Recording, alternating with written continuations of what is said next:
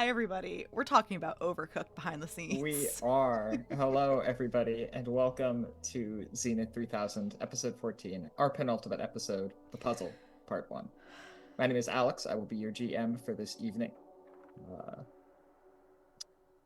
Yeah, totally lost the rest of that intro stuff, I have to say. We're going to quickly go around and introduce ourselves and our characters. Before we get to that, we'll do a brief bit of bookkeeping. And then after character introductions, we will hit a recap delivered by our players. I will share with you a perspective, and then we will launch into the session proper. With respect to bookkeeping, you can hit !donate in chat and see our incentives where you can interact with the game you see before you. Help or hinder your favorite players and or GM. And we will be directing all of this money to Doctors Without Borders. This is a well-known humanitarian cause. You can keep up with their efforts on social media, and you can hit !reading in chat to learn a little bit more about where the story comes from. With that said, I believe that's all I have for the moment, and so I pass it off to the players. Hello. I'll go first to shake it up. Ha! You didn't expect it, did you? No. I never go No. first. Hi, my name is Seth. You can't find me on the internet, so forget about that. Just know that I'll be playing Vesper, who is a Doom Delve who murders tonight. And I forgot to use my experience points to spend on things that will help keep me alive. So we'll see how that goes. Hello. I am Mare. I use they, she pronouns, and I am playing Erastus, who uses he, they pronouns, an intuitive voice who interprets the law. Oh no, it's me. Hello, I'm Eva. I use she, her pronouns, and tonight I am playing Vertigo Madigan, who was a beneficent manipulator who worked the system, and is also now the part of the machine. Oh, would you like to learn more about that? Let's talk about what happened last week. And whatever transcends, I think, she, any pronouns, we're just into the ether on that one. Just really whatever. Okay. Everyone still sort of reeling from the Panoctagon situation. I think we can call it that. Vesper, emo sad boy maybe. Erastus, sad, but also like living life and feeling pretty good about it. We all grieve and deal with our multiple into one personalities in our own way. Vertigo, just kind of crashed out on a 3-day internet bender. And we decided to reconvene. More to the point, Vertigo was like, hey, I'm gonna go talk to Tiamat and maybe send a quick text. Let's meet up. Also bring dogs, because apparently there was no foresight happening that day. They meet up. They have a good talk about what to actually do instead of just going half-cocked, like Vertigo's plan in retrospect really kind of was. They check in with Vito. That goes pretty well. They send him all the information about Tiamat being played. I didn't get the impression he didn't want to help, but he was more like, not my pay grade. I could be wrong on that, but then it's decided, let's send it to Thraxamundar. How wrong could that go? He's free now, not legally speaking, but no longer imprisoned physically, so that's good. And instead of texting back, Thraxamundar just decides to show up, which was not intimidating at all. But he seems very open to the discussion of, hey, let's talk to your mom about how she's being used. And also, Erastus kind of has this thing from your gala auction that we can't promise, it's a bad idea to promise, even though you're not Fae, not gonna promise it'll bring your dad back, but it might. It really might. So he takes us and the dogs because why not? To see Tiamat and the Court of Dragons. They're big. They're real big. And scary and intimidating. And Erastus is very shaken by that. Vertigo and Vesper, maybe it's because they both start with a V. We don't know. Not quite as intimidated. I'm not saying that gives them a sort of bonus on that, but I can't not say that.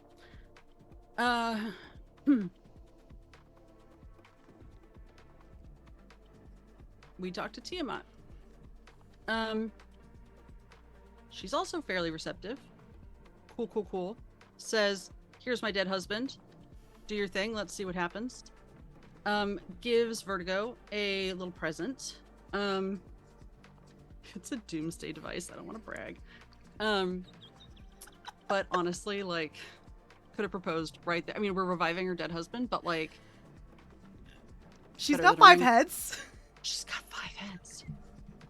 Don't worry about it. It doesn't quite go according to plan. Like, he comes back, and not like comes back wrong, which is always kind of a fear when you like get into necromancy and stuff. But Vertigo does die as a result of the process. Kind of gets sucked into. No, that's not how I would phrase it. I would phrase it as Vertigo was going down, and her good buddy, Ten Eyes, threw her a life raft of throwing out a. They don't have hands, the holders, AI or regular. Threw her a digital life raft and sucked her into the net, and they are free as the servers allow, I suppose.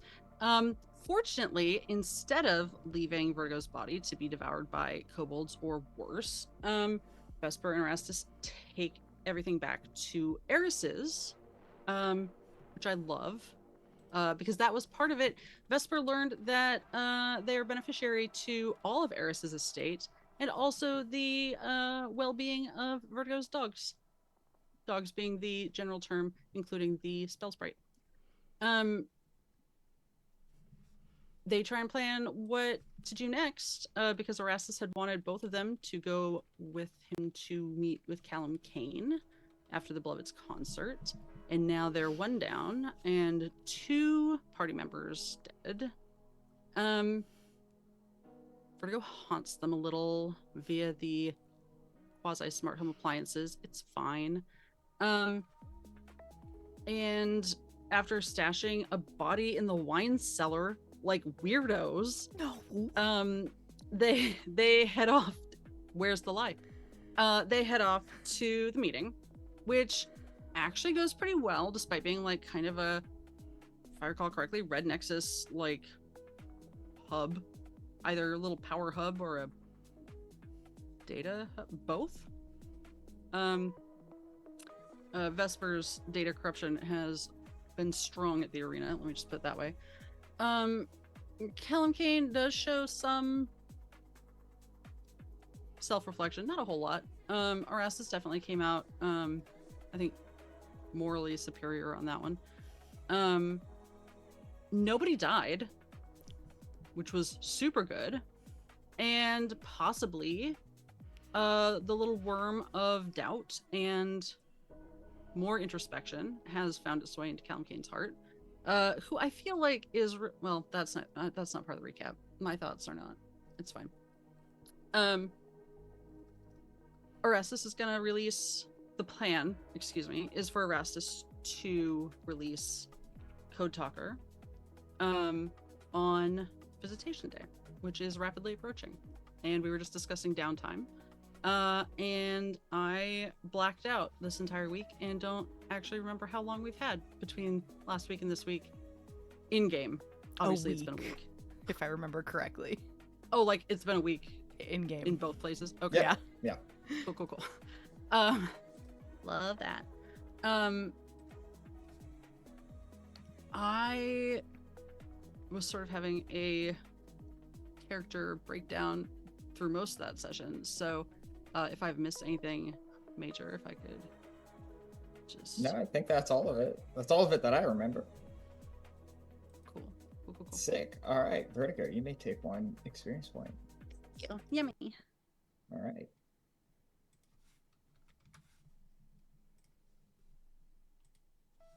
Allow me to share with you a perspective. This is for the record. I am aware how this is going to sound, but sometimes you must speak clearly. So, have you heard it yet? Because I have told you multiple times, and I have not been confronted, challenged, or called out. And so I am forced to assume that you either agree with me or you have not heard it yet. Before we progress further, allow me to explain that what you think you are hearing is exactly what I am telling you and what might be believed. Do you recognize this place where we met last? Under the heel of an emperor called Son of God, trapped in a thought process so calcified that it mistakes the finger that points at the moon for the moon itself. And when we find ourselves in this place once more, should you really be so surprised to find that here I am again? Let me be clear, what you think you are hearing is precisely what you are hearing. I know I am speaking in riddles that all might hear and few understand, but if you have been paying attention, I swear to you that understanding will come, lest you deny me thrice more. I did not hear him. I did not understand him. I did not believe him. But if you want the truth, it makes no difference to me what you believe. I feel in my bones that I am on my final life. And so, like a cat on your counter, pushing a glass of water to the edge, I look into your eyes and present to you the following puzzle. Find out who I am. Find out what this is. Experience both at the same time as often as possible. Then you will be free. You can do this. I am with you. I love you. Vesper, we will begin with you this evening.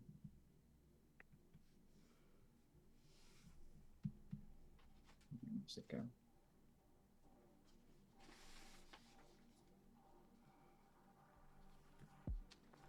You step out of your front door. You have a vague understanding of what is going to happen today. It is visitation day. Something, ideally, will become infleshed, incarnate, visible to you, and walk among you.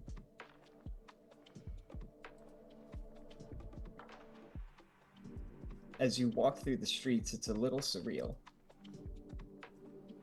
You begin to see the barest glimmers of the old Zenith rising up around you as you approach the House of Reason. Feathers, an iconography of eyes line the streets. You see several dilapidated vans full of redcaps, these odd little fake creatures, selling their wares, talking amongst each other, amongst the crowds. Food trucks line the way.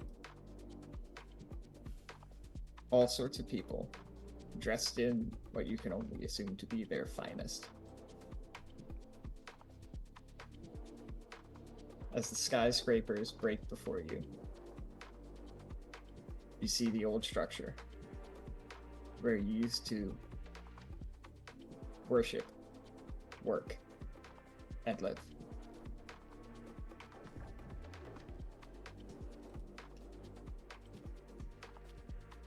Let's pull a card. Let's see how this goes. The Alchemist. All right. Hey!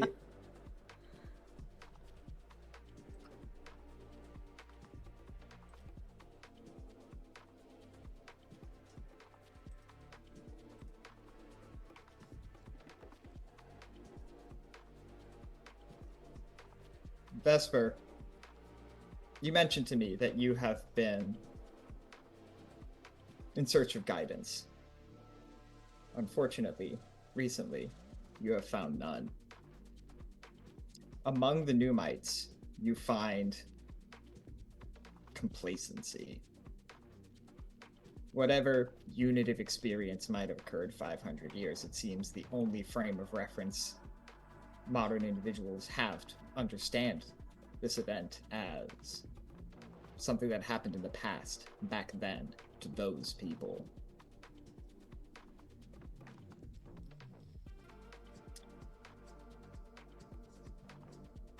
And any promises that such a thing could happen again seem to be conceptualized as something purely for the afterlife. And so from the Numites, no help has come.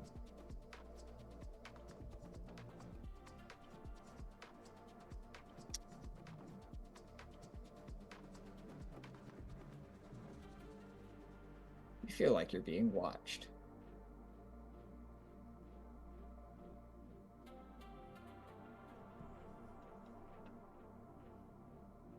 After a while of unsettling looking around,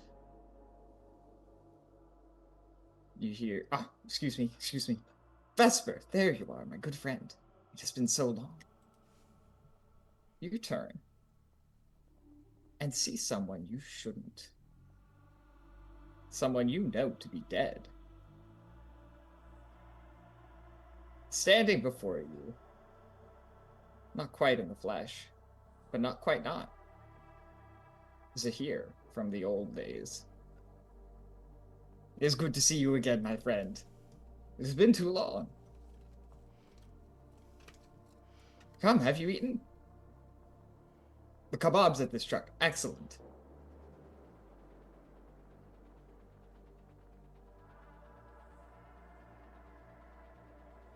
I actually think Vesper just immediately will like reach out a hand and like if Zahir gestures, he will like just gently like take his wrist. Mm-hmm. And what could be hopefully interpreted as like an excited greeting, like you grab your friend's hand.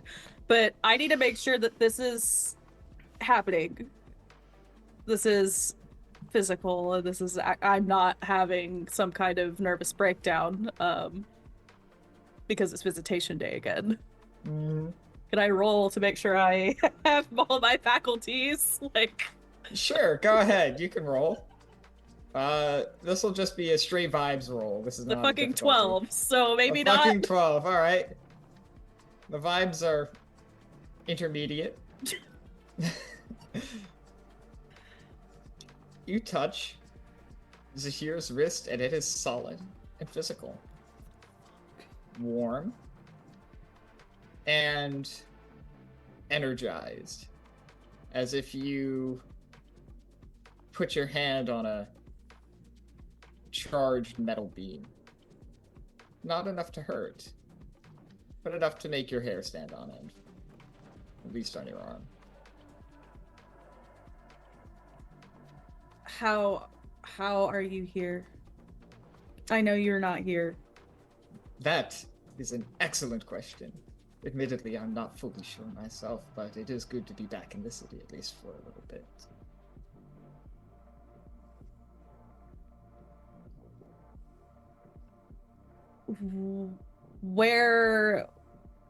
What do you remember?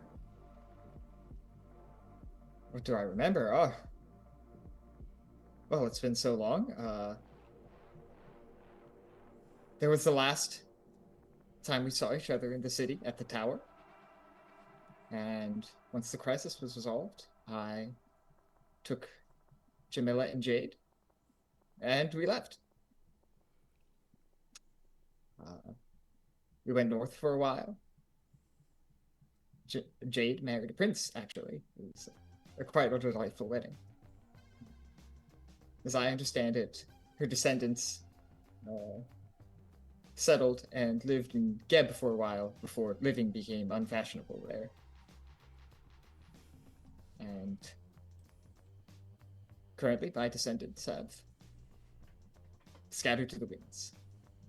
As they should, as is their way.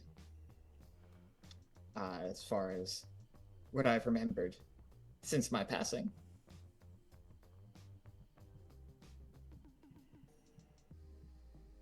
Not much, and too much at the same time. I could tell you, but I don't know that even I would believe it. Suffice to say, I have been dead for a while. Yes, you have. Far too long. Well, you say that. I do not envy your long lifespan, in truth. 80 years was plenty for me. Yeah, 500 years is really starting to weigh on my shoulders, to be frank with you. Can certainly imagine. Do you get a kebab?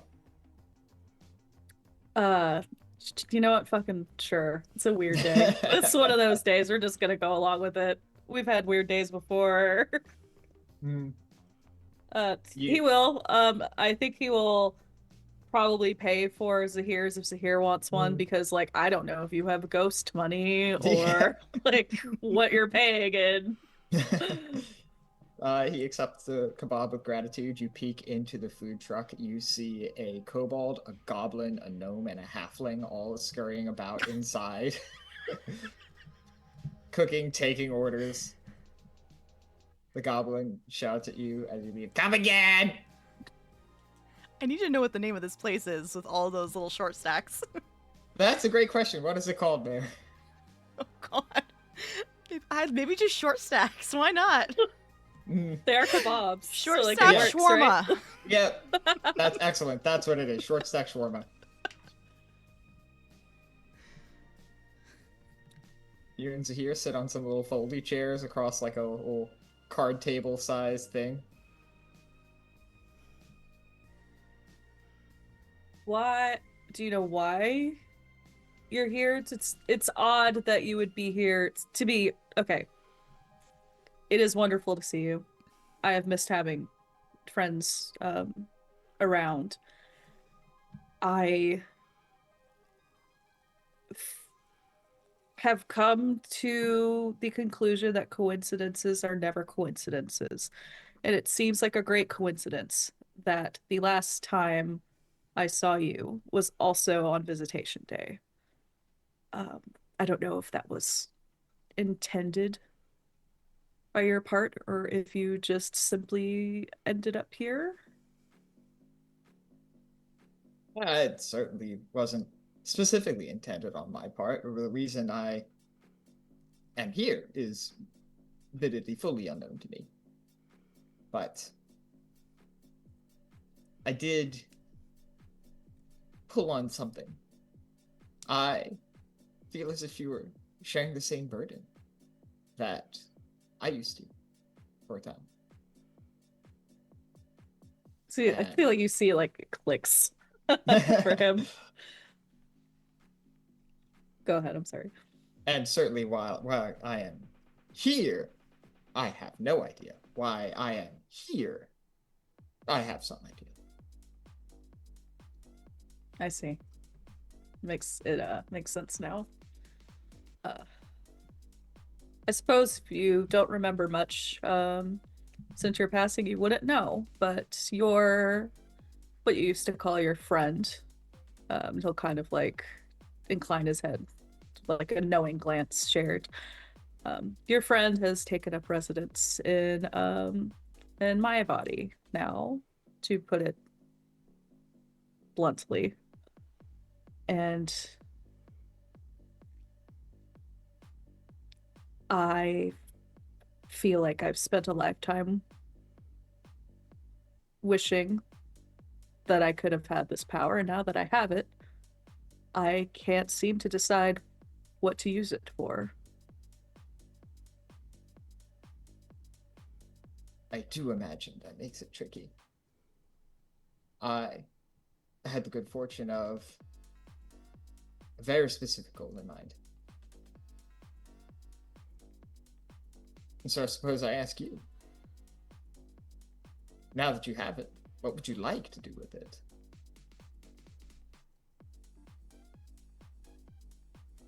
I feel like my goals are so nebulous now that there's no one answer. But immediately, if I could do anything with it, it would be just to, as unspecific as it is, all I find myself wanting to do now is just protect the people of this city. That's it. There's always so much shit going on here. It feels like everything is constantly drawn here for some reason, and I am tired of watching people who deserve better die in the streets.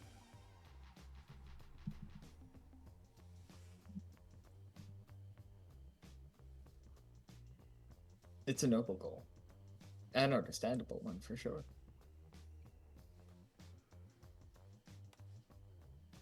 They say shit rolls downhill, but somehow it always manages to find its way to the Zenith, doesn't it? Quite literally.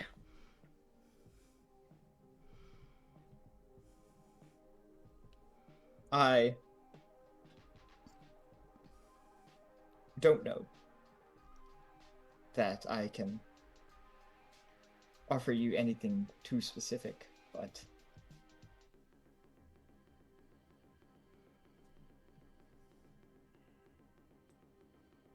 for what it's worth, my experience with the friend was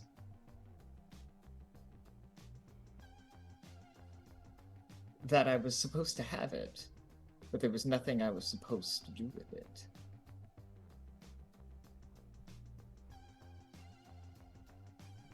It, to me, above all things, was a watcher. Certainly. There's a great ally in combat as well, but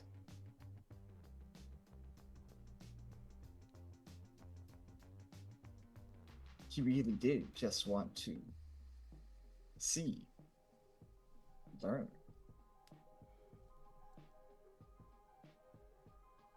And I think you are teaching him very well, based on what you have told me. I always feel unworthy of any. You sound a little bit like someone else who used to give me guidance, and my immediate response is to say no. But coming from you, I know you would bluntly tell me if I were fucking up. So I would. I will just say thank you. Of course.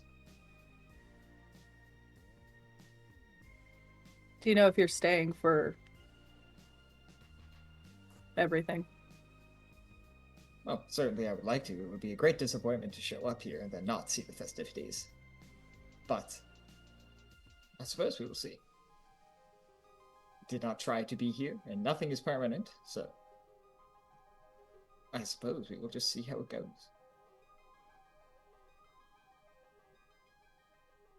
So we will. So we will. Do you have anything else you'd like to talk to Zahir about? I think he would just like fill him in. Like, Mhm. oh, after you left, I went to the Underdark and did this and came back, and you'll never believe who I ran into my first day back, and that kind of thing. Oh gosh, as you mentioned that, he laughs out loud. Ah, Eris, she's still alive then. Until Old age must be catching up to her. Until recently, the answer would have been yes, but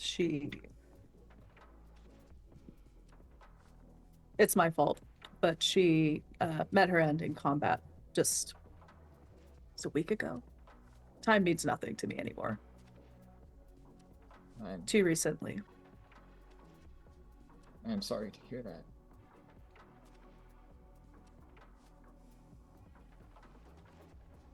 I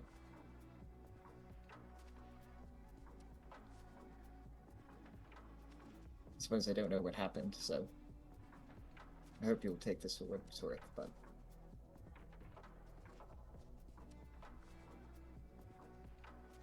even if it was your fault, I have no doubt in my mind that Eris would forgive you.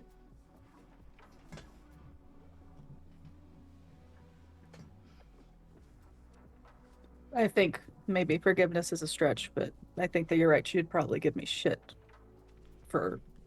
And you might deserve it. It's true. But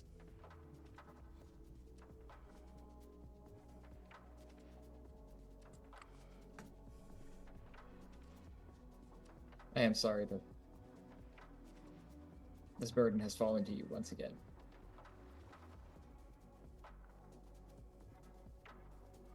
It's all right. I'm going to try and do something with what she's given me, at least. Feels like I'm always at some kind of crossroads.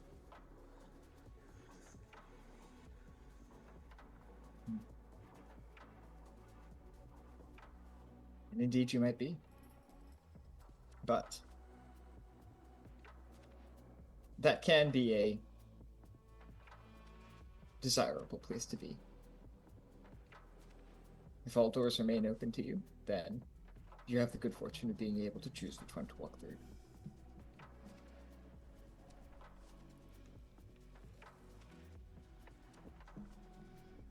That has made you very wise. Indeed it has. I sound like an old man. You do. It's a little odd. I'm glad you're here. I'm glad to see you once more, Vesper.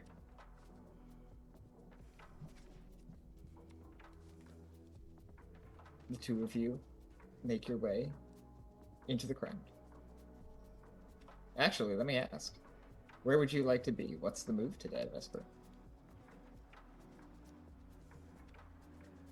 Today, the move is indeed to be probably not in the crowd, as always. I want to be somewhere close. I can watch things happen. I don't want to be, I think especially today, I do not want to be anywhere close to being like swallowed by people. Excellent. You have a invite backstage, as it were, from Erastus and the stage crew, as it were. And so if you'd like, there is the street level. There's a large set of stairs heading up to the kind of plaza that the House of Reason sits on. And then there's a stage sort of off at an angle so as not to block the main building. But that definitely will be a focal point as well. There are a couple of large screens. You walk by like a sound booth in the back. Imagine like a small festival ground in the middle of the city. So really, no, it's one of those situations where like no matter where you are, you're going to be able to see like what's happening. Yes, kind exactly. Of deal. Gotcha. Yeah. Would you like to go backstage or post up on like a nearby rooftop? If that's the case, then this is funny. I think I was thinking like old visitation day, and brain immediately went to rooftop, but I think maybe that was also his inclination. Was like, I need to go somewhere high. Like, this is literally the year like 3 billion.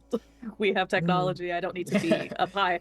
So instead, he will join whoever is backstage. Excellent. You go backstage and you see a variety of figures that you are at least a little familiar with. You see Zarathustra, Ambrose's former manager. You see Erastus bustling about, getting makeup, hair. Makeup, hair, in-ear monitors done, the whole thing. You see Callum Kane over in the corner talking to what look like some guitar techs. You see, who else would be here? You see the Queen of Air and Darkness, Mab herself, levitating in a corner, just kind of vibing. and you see Asherah, the Loxodon, like in a far corner, burning what looks like some kind of incense. She has a shallow metal bowl in front of her and a couple of vials. You assume this is Cloud. And a bunch of books. She is wearing a red and black robe and is fitted with all sorts of golden jewelry up and down her ears and tusks and trunk. I think that is all the folks that would be assembled backstage. That is the scene, I believe. I think, like, on, like, one of Erastus's passes, I assume, like, bustling around, like, there'd be, like, an attempt at, like, the nod of acknowledgement, like, that I'm here, like, you know, kind of thing. Off in the corner, you see a large, durable plastic crate marked with Chromacore corporate branding on it, inside of which there are a large number of weapons, both conventional and information, in terms of drones and EMPs and little viruses on USB sticks, as well as like rifles and pistols and ammunition, grenades. That's just kind of there. I would have tried so hard not to have them bring it inside the backstage. On another pass, then Vesper will like probably double take at what is an open crate of weapons, some of which are firearms, at something that Erastus organized. This is very odd. And on another pass by, you'll just see him like. I tried so hard not to have them drop it off here. Him? Thraxamundar. Oh.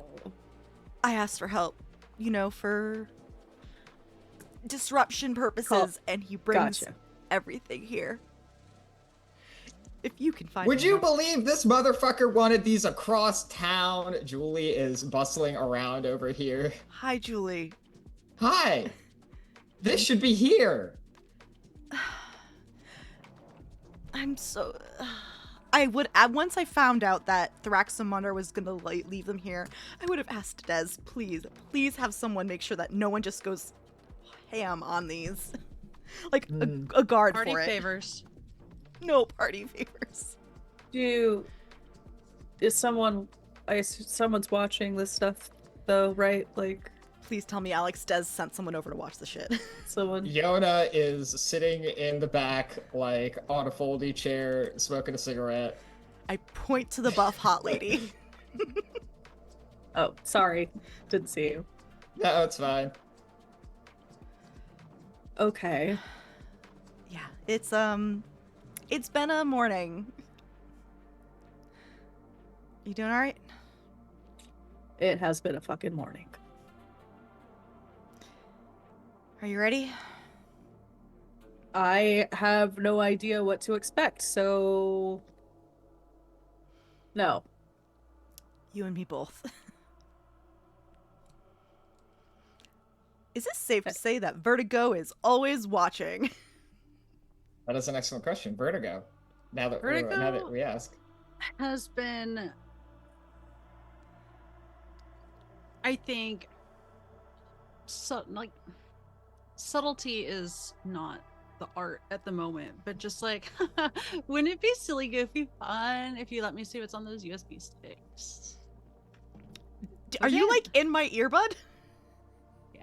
Yeah, like when those things showed up and like that was uncovered, there would have been like a cool. So like, I can check that out like while you're getting ready, right? Yes, you can check that out.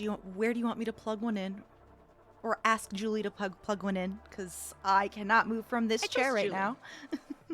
I trust Julie. That's fine. Somewhere safe. Just be careful. I'm pretty sure they're viruses.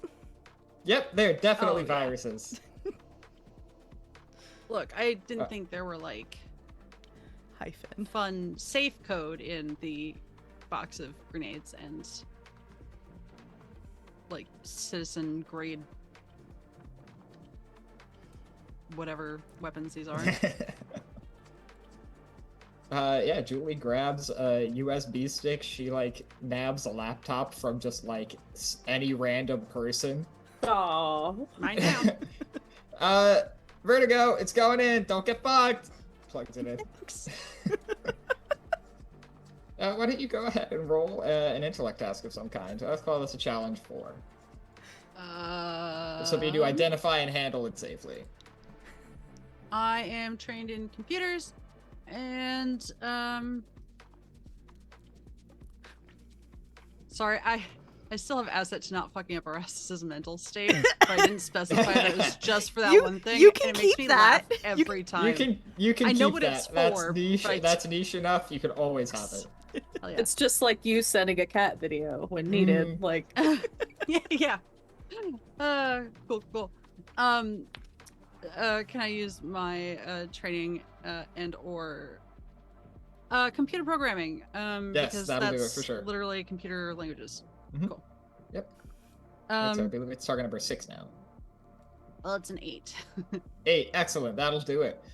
You are able to identify. This is a. I thought you meant level 6, and I was about to cry. Oh no, target number 6. You're good.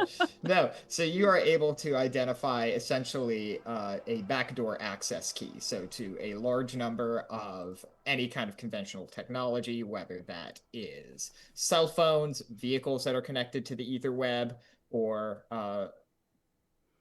pretty much any non-specialized consumer-grade technology, you would have the ability to access without needing to make any kind of roll for it. And so you can add that as essential. It's not kind of towards your cipher limit, but you can treat it as a cipher. We'll call it level 6. So excited. It's like Christmas all over again for Vertigo. Vertigo, how would you like an experience point? Yes, please. All right, who would you like to give your second experience point to? Erastus, please. Erastus, you may have an experience point. Vertigo, as you are examining this piece of programming, you're like, ooh, I could use this. You pick up an odd piece of net traffic. Your cell phone, which I assume is safely squared away back at Eris's place, is ringing. Perigee is calling you. I would like to patch in, if I can. You Otherwise, can. I'm gonna struggle with waking up in a dark cellar by myself. We gave you the palanquin to keep your body from disposing, and then Did we you threw leave it. the lights on? No. And then we threw it in the wine That's cellar. what I'm saying. Hello, Vertigo's Also- phone. Mhm. Vertigo, I got the message from Vesper. I heard what happened. I'm honestly shocked to be talking to you right now. If it makes you feel better, I'm a little shocked to be answering the phone. I'm sure. What? Wait, why were you calling then? I heard it was possible. And Oh. I suppose I wanted to try. Are you doing okay?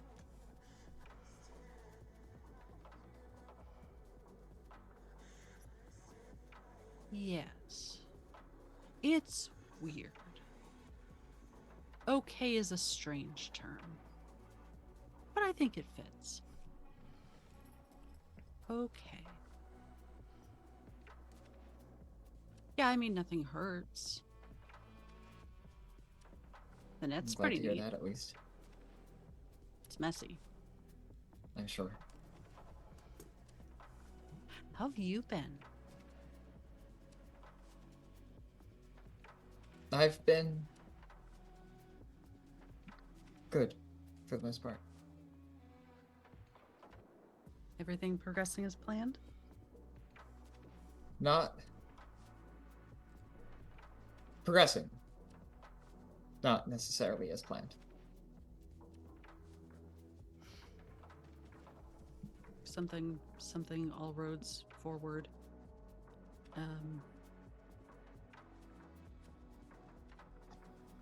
What are your plans for the day? I'm watching what's happening. And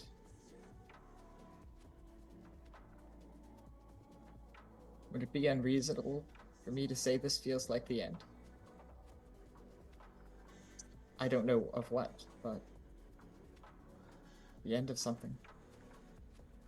No, I think that's pretty spot on. Are you gonna be down in the fray or watching from above?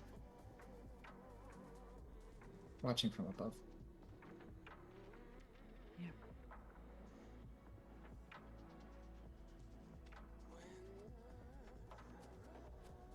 Do you have any keep plans? Yourself safe.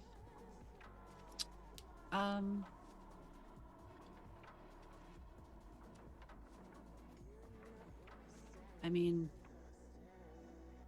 I don't feel that watching is the only option. And I can stick my little digital fingers in so many interesting pies these days.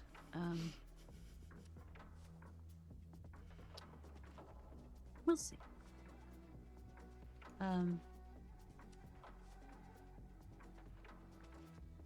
Nothing definitive. This feels like a day where if you make a solid plan, it's gonna go off the rails pretty quickly. So yeah, I hope you have a few exit routes. I do.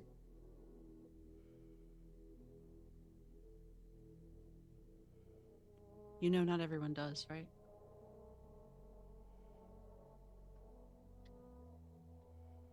I know that too.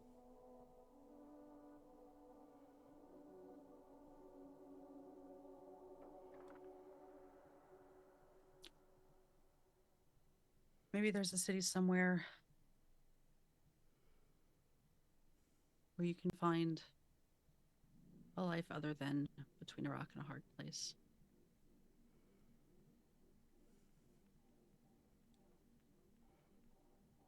I don't know that I would even belong in a place like that.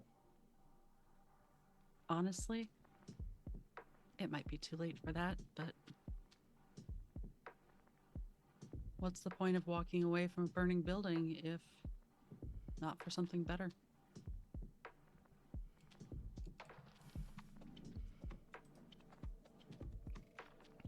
That's a good point.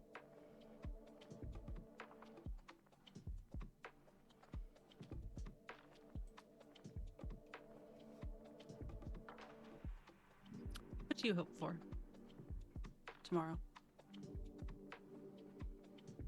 What's your best case scenario for tomorrow?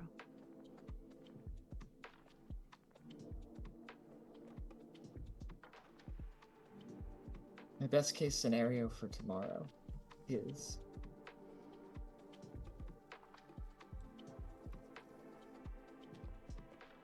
stability, peace, a clearer understanding of who we are as people, as things that live. And living in light of that.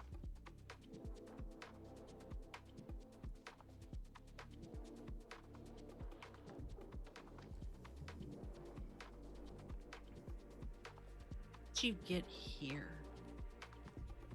If I can ask. What was your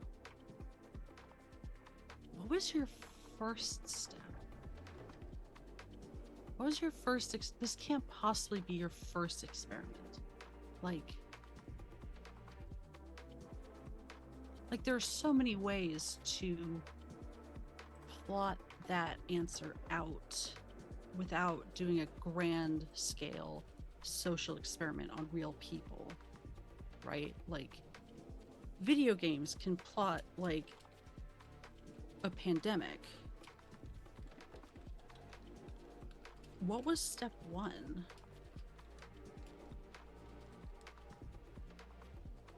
I think step one was seeing what's in front of me. Living in this city without reason, where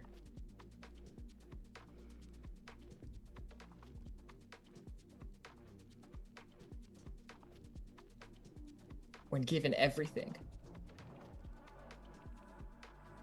that we could have, that we could need, food, shelter,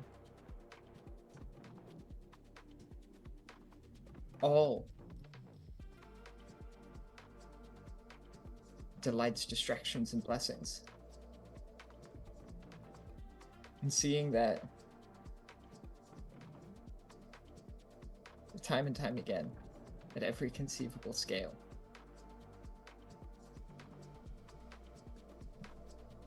all we do is step on each other.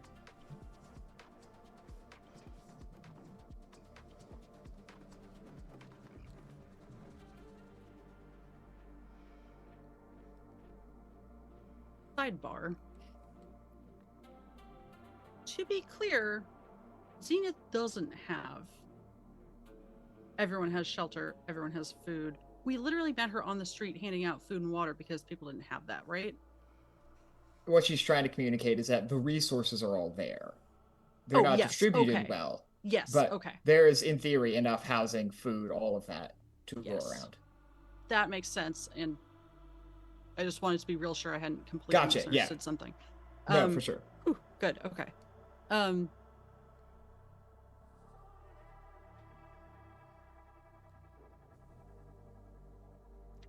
I just think it's really sad that you did good things on a small scale. You helped. You changed lives for the better on a small scale. And when given the opportunity to scale up, we're here. People dying, living in fear, there's even less reason somehow.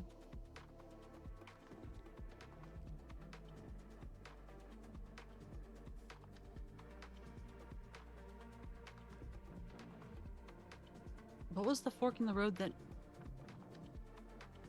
made you give up on hope?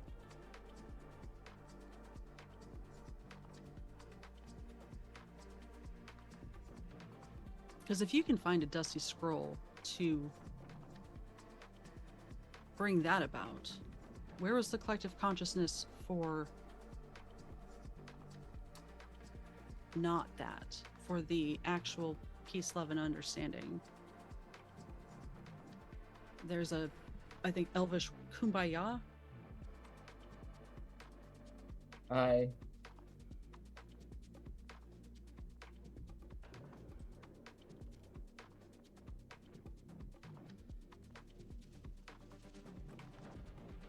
I suppose I just had to ask myself why. Why is this happening? Is this happening because everybody is making a conscious choice to tread on everyone else? Is everyone making a conscious choice to hoard resources and starve and displace others? Or is it more fundamental? Is it deeper than that? Is it what we are? And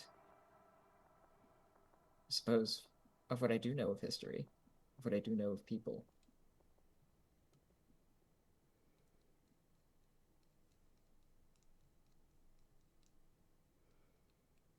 I suppose at the end of the day, I believe we're all wicked.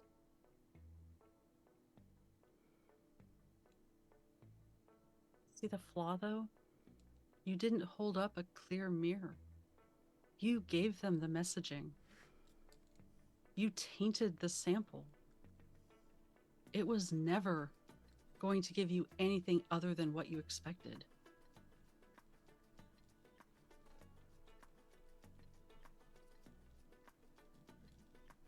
I might have. I suppose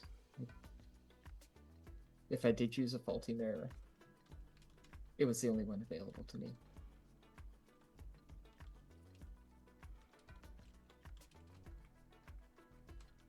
Okay, well, I'm basically the internet now, so next time, let's do a little more research, okay?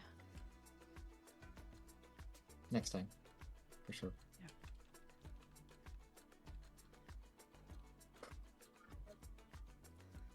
Vertigo, you are able to get a ping for where Perigi is. She is on a rooftop of a skyscraper, essentially like. So written on my face that I was going to ask to, while we were having this conversation, backtrace. No, it was not written on your face. That just I want to present the cool as hell image of her standing up there in the wind with her red coat and her long blowing hair, looking down, having a bit of an existential crisis. Is anyone else up there? My ping wouldn't say that, so I won't know this. But like for the cinematic, there are no other people up there.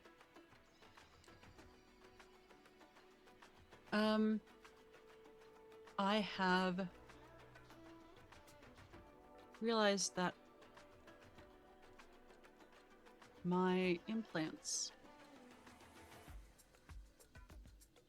I have an experiment of myself. For myself. I have my own experiment. I need to pursue at the moment.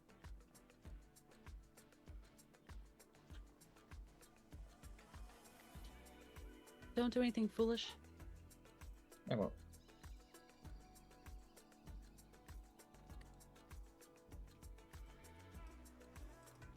Talk to you later.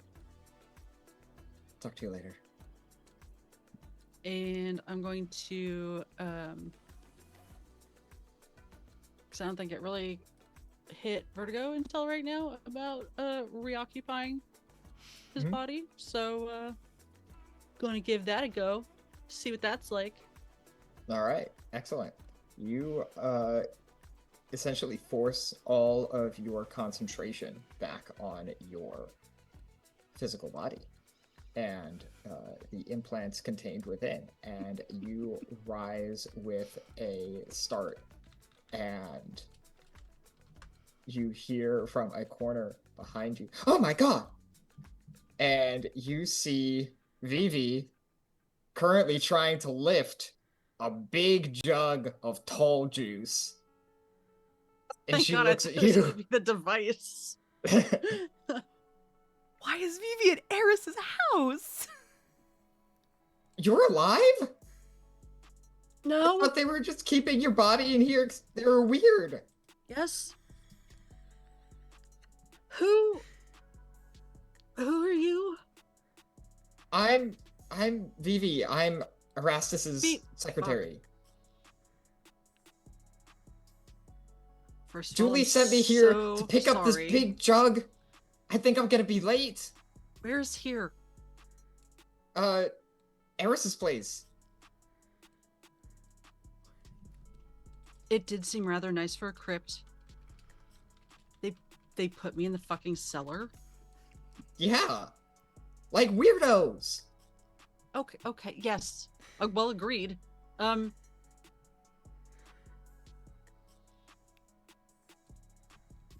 Alex, why is Vivi listening to Julie and not the other way around? That is a great question. I think because Vivi knows that shit's going to go down, and if there's tall juice here, it might come in handy. Julie's a bully. Got it. Yeah. Why don't I... That's my stuff. Okay.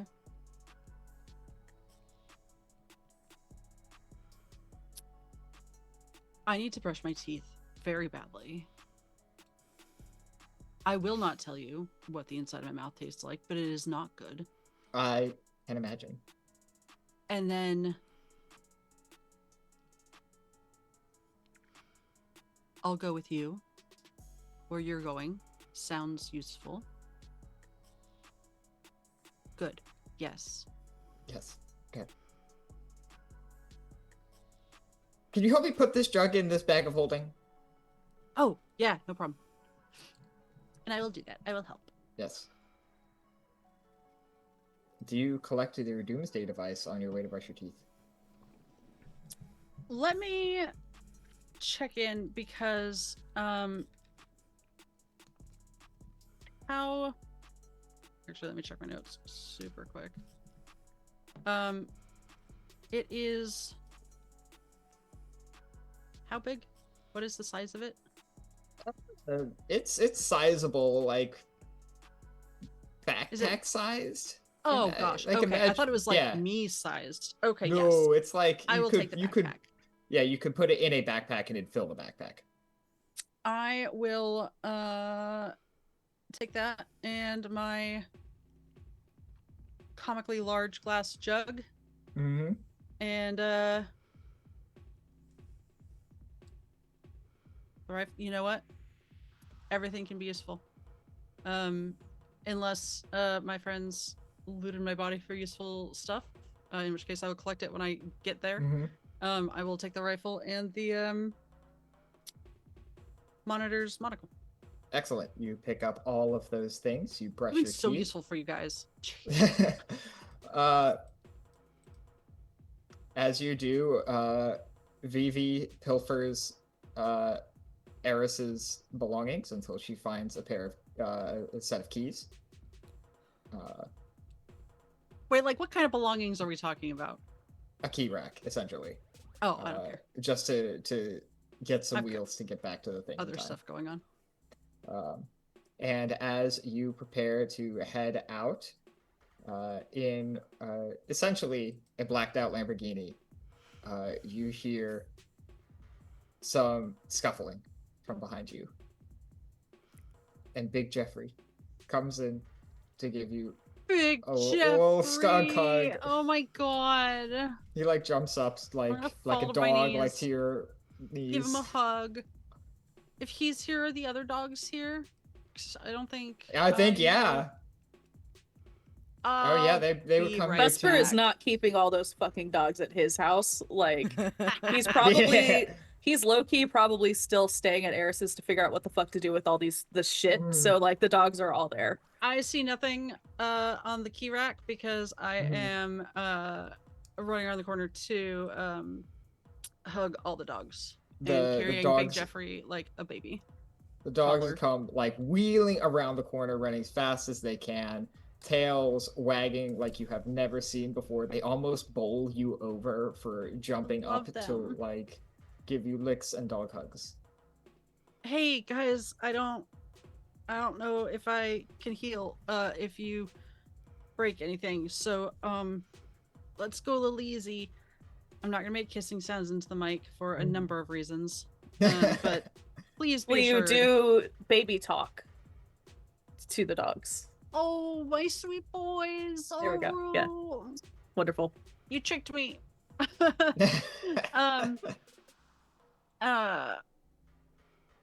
Yeah, and I think when Vivi has finally found the correct keys, I just have like a dog pile on me. Like in football. Yes, excellent. But dogs.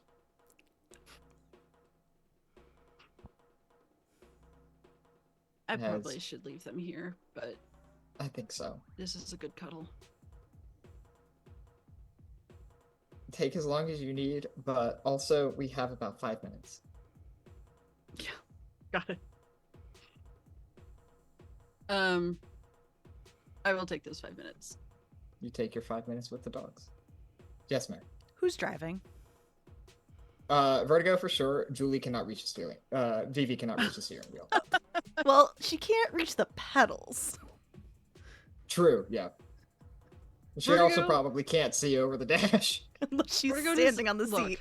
Yeah. That's what books and boxes are for. But also, Vertigo doesn't know if, like, even bruises heal. Like, doesn't know what exactly this body is still capable of. So would prefer not to get into any more accidents than necessary. Mm-hmm. Will absolutely be happy to drive. All right. Good call. Erastus, why don't you tell us what leads up to the beginning of the ceremonies, and then describe for us what you have to perform. Oh, jeez. Okay, so it was already briefly talked about. Getting ready, getting everything organized behind the stage, making sure. I'm sure, like, I'm not doing most of this myself. I'm sure Zara's got a huge handle on it, as well as any assistance that I've gotten in general, either from Dez or now apparently Vivi and Julie now that they're here. Whatever fucking is going on there. I had a brain fart.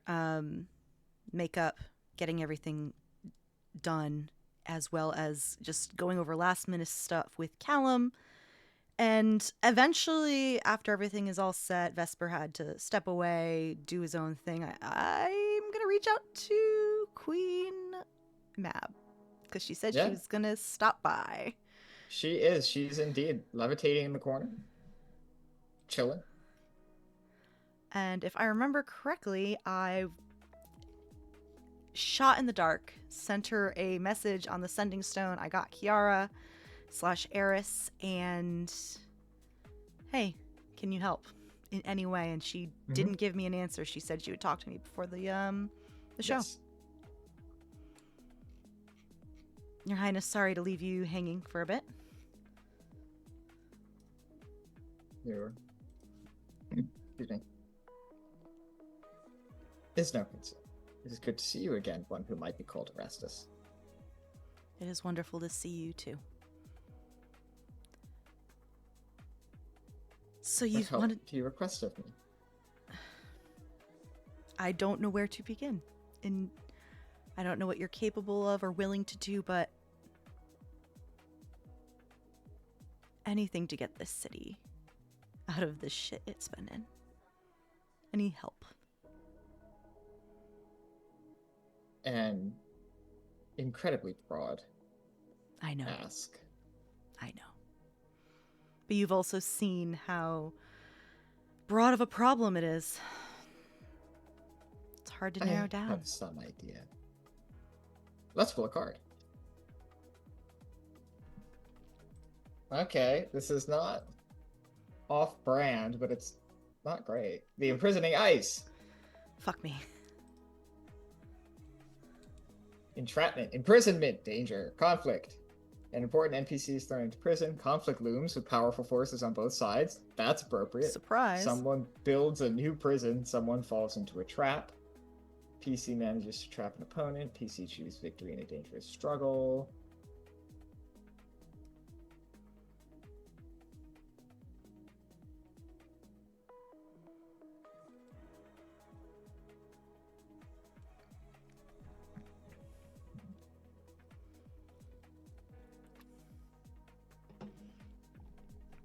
He's thinking so hard. I am thinking, yeah. So fucking hard. I'm scared. For you. Imprisoned or otherwise entrapped. Listen, this was the biggest I put shot it in in the dark. I put it in chat, but I'll just, for canon's sake, Vesper is for sure talking to Hot Buff Lady about weapons. Oh, yeah, absolutely. I'm busy. Alright, I'll tell you what.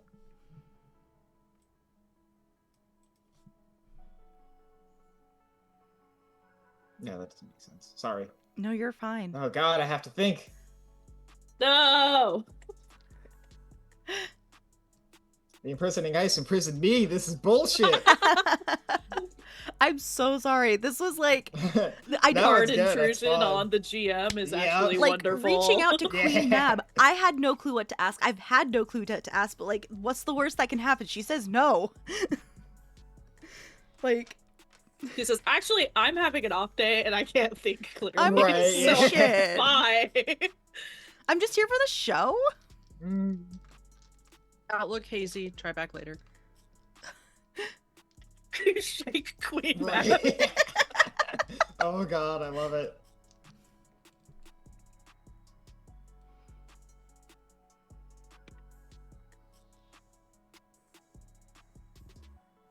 I, admittedly, have little interest in disrupting what is going to occur here and the situation that you and your people have gotten themselves into. That said, the Redcaps are my people, and I shall not let them come to harm. And so, as long as they remain a contingent of your audience, some contingent of your audience shall remain under my protection.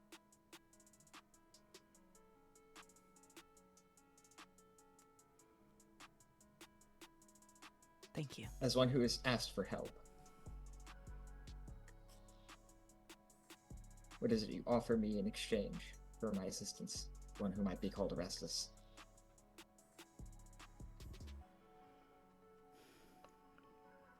Do you still want the full tale of the answer to your question you asked me at the gala? Now that more details have revealed itself? We will see if you can spin a compelling enough yarn. Can you roll some kind of a social check of a challenge 7 against the winds of Queen Mab?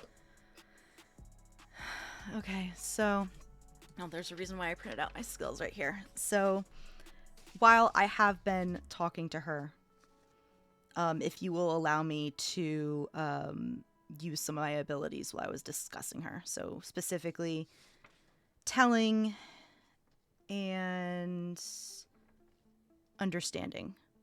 Both. What will those do? Essentially, telling provides an asset to any task for attempting to deceive, persuade, or intimidate. Lasts up to a minute. Works. Understanding is observing or studying a creature or object. Also gains an asset. All right, so 2 assets. Yeah, I'll give that to you for sure. Depending on, and then I am also trained in perception. I'm sorry, persuasion. All right, that's 3 down to a 4. That's number 12. Sorry, I'm skilled in persuasion. So 2 specialized. Levels? All right, 4 levels brought it down to a 3. Target number 9. And I'll do 2 levels of effort. 2 levels of effort. You brought it down to a 3. Target number to 1. Target number 3. Okay.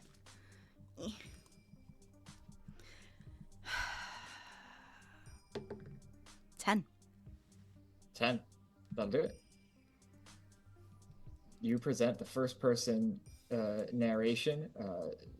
Essentially, for lack of a better way to describe it, speaking out of one side of your mouth as Erastus and one side of your mouth as Ambrose. Yeah. And tell a kind of dual perspective story of dying and being reincarnated into this body and preparing now to initiate a ritual of sorts. Of sorts. And for her, I would tell her the details of it. Mm-hmm. Because it's similar to Visitation Day, but also not. Yeah.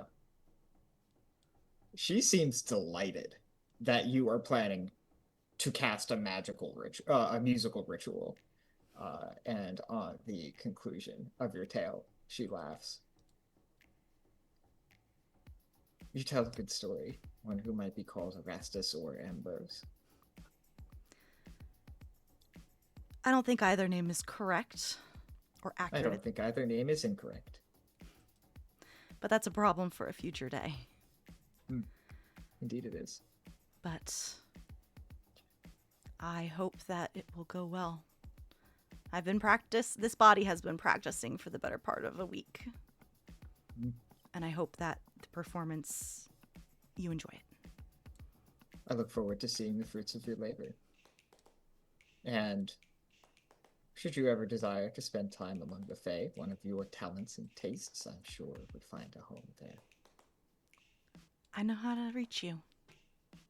Indeed you do. I appreciate it. Enjoy Fairwinds. Queen Mab departs. Where does she watch from? I'm so curious. I'm gonna say she does some real spooky shit. She, like, levitates above the crowd. Queen. A throne appears. Yeah, right. Straight chilling. The red caps are like, yeah, and everyone else is just like, what the fuck? Yeah, I mean, that is pretty much exactly it. Like, she makes her way out of the backstage area, and you hear a raucous, garbled, throaty cheer from some portion of the crowd. And you also hear gasps of astonishment, some random scuttling, and eventually a quiet stand. Before we continue, I did have some random questions that I haven't had a chance to ask yet. Go ahead. The first one Let's see is, if I have answers. what has been the public reaction to the return of Bahamut? That's a fascinating question. That is a very good question. There's been almost no public reaction. Bahamut has not publicly announced or shown himself, and the dragons have not left or otherwise changed their course of action. If anything, any concern for what the dragons are doing is pretty limited to the fact that they're going into the city and striking at Red Presence targets. Okay. My second question has to do with the concert. Online, what has speculation been like on who's going to actually be performing besides Callum? That is a phenomenal question. How did you phrase it? What did you say was going to happen? I didn't say anything specific on who was going to perform. It has been very much left up to interpretation. In that case, the broad consensus is that it will be some kind of AI or conjured intelligence duplication of Articana, or he's been raised from the dead as some kind of lich or ghost or something like that, and this is his grand return to the land of the living. Not wrong. Not wrong. They don't need to know that though. Right. And then other than that, I think what Erastus just does is what would normally be observed as by outside parties, especially Zara, is pre-show rituals of getting yourself in the mind space, stretches, vocal warm-ups, etc., etc. Making sure tech's all good. Yep. As you do this, and as the moment begins to approach showtime, you know the order of ceremonies will be roughly: you perform, Ashura conducts the ritual, and then it's anyone's guess. As you get ready, as all of the band begins to take their place, you hear Callum Kane on the phone. Fucker won't give me my money back. I know it's weird, but I'm telling you, he's still alive. There's just a small shit-eating grin as I just overhear that conversation. He hasn't said anything to me yet, I don't think so. He hasn't. He can't prove it to the hitman. He can't. No, he hangs up the phone, tosses it to a tech in the corner, makes direct eye contact with you. Someone needs to give me a refund. How much did you spend?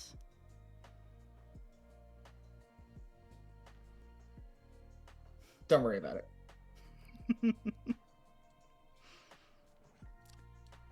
I feel like it's been this very, very awkward when we're not working vibes. All right. My God. I heard that conversation between them at the first yeah. meeting. So, like, how secure is this hitman's banking information? Not too secure for you. You could probably do it with a challenge level 4 intellect task. Okay. I would like to do that. Excellent. Amazing. As you were the one who processed all of that data before, it's all pretty much in the in your memory space. One excellent thing about being distributed is that you can drive this Lamborghini. You're pulling up a couple of minutes out, and as you like clock that conversation is having, you just take a brief pop into the etherweb, and so this was challenge 5, and you have 2 skills, I believe. That'll bring it down to a 3. Number 9. Are you transferring it to yourself or back to Callum? I love that you think those are the only 2 options. Okay, those are the They first did 2. not say. Erastus is about to get a Venmo request. Zenmo. Zenmo. Keep that bit going. yes. Zenmo. And like you don't know how much it was. You saw all the data. You saw the banking. Yeah. So all right. 19. 19, that will Amazing. do it. So not only are you able to transfer a respectable sum of money, but like not too much. It's like, oh, like this is one of the biggest people in the world, and you only paid that much to whack him like that. No wonder it was so sloppy. Right. So yeah. But what would you like for minor effect?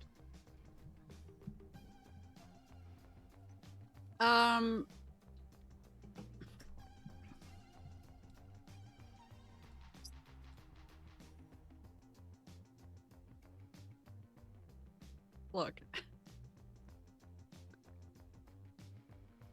A minor effect should be something useful, right? Not just petty. Petty. petty. Petty. I mean, it's the petty. penultimate episode. I was like, is there a way to just like, for a minor effect, just like lock all of the Hitman's like data stuff into a live feed of the concert? Yes. Absolutely. Yeah. Love that. This phone is bricked. It is now only able to stream this performance. Afterwards, it's just Code Talk. It's like the U2 Yeah. album. But Yes, it's like the U2 album. Oh my god, it just shows up. never forget. Excellent. Whenever you get in the car, it starts to play automatically. God, what a nightmare. Amazing. Perfect. No offense for Code Talker, but like that's just the worst way to distribute yes. music. Oh, I agree fully. And then Yeah. I think There's a joke in there about how you are 2 people. Anyway. Oh my please god. continue. And I think the last thing All coming together. I do before going live is finishing off my pre-show rituals and go up to Zara and thank her for being the best manager that I could have. Don't mention it. And I'm still around if you still want to work. We'll see how the rest of the day goes. We'll see how the rest of the day goes. And Erastus, I know you're in there too. Sorry for holding out on you. I was trying to be cautious, but I think I let it get the better of me. No hard feelings. From either of us. Glad to hear it. Well, showtime. See you on the other side. Final sound checks going out. And then Final sound checks go out. You hear stuff playing through your in-ear monitors. You and Callum Kane begin to step out. Why don't you describe for us what the performance is like? Unfortunately, I don't have very cool music for this. It's just the regular playlist. Yeah. So when you first sent me all the information about Code Talker, one very key piece of information you said that was missing was basically where all these thoughts were going, what they were going to be manifested into. And that was always meant to be delivered live. So that's going to be first. Yes. And if it's okay, after that, I want to ask you what this is like, because Code Talker is your creation. And also music is not my forte. All right. Okay. That fair? That's fair. Perfect. Okay. In that case, Erastus and Callum Kane do take the stage, and probably most, if not all, people are like, who the fuck is this schmuck? Yes, very much so. Very, like, maybe like a handful of people like, why the fuck is that government official on stage and dressed? Right, yeah. Like, why are they, you know, on stage dressed like what they're dressed like? Yeah. Like, Vertigo, you see a comment in the live stream. I think that guy was my lawyer. it's true.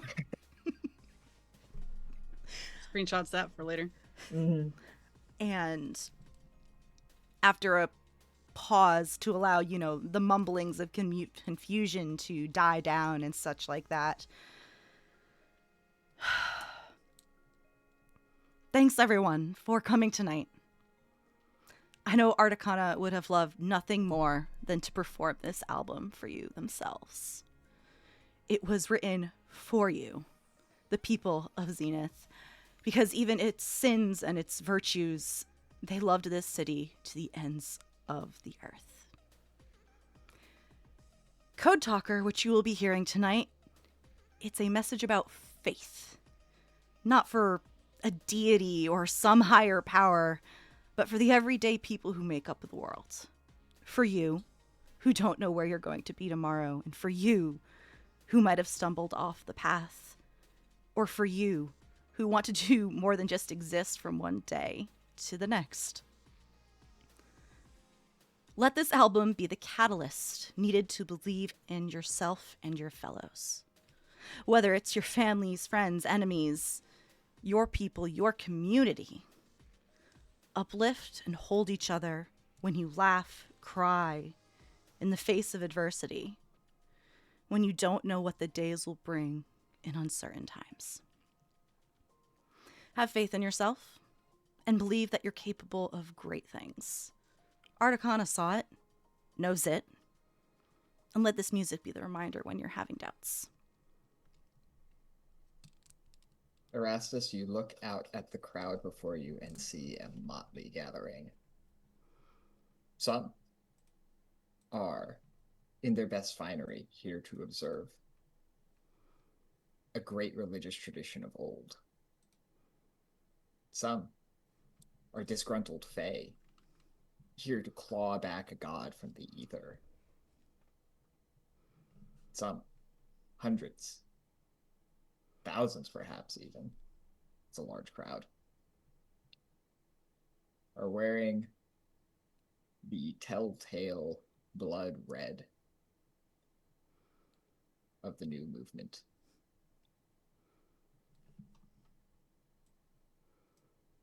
You see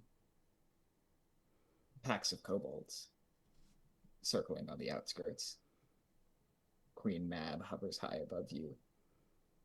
And higher still, you see a small number of drakes and small dragons watching.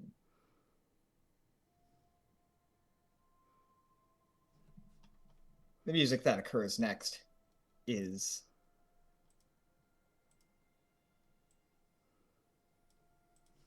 interesting. It doesn't quite sound like this, but fuck it, we're leaving it on. It is a dense, dark mix of analog synthesizers. You can imagine something that sounds like Clipping or the Yeezus album. And underneath that, supported by the members of the band The Beloved, there is a thunderous rhythmic pulse that adds texture and urgency to what is occurring. The music rises and falls. It tells a story in 5 acts, 5 songs.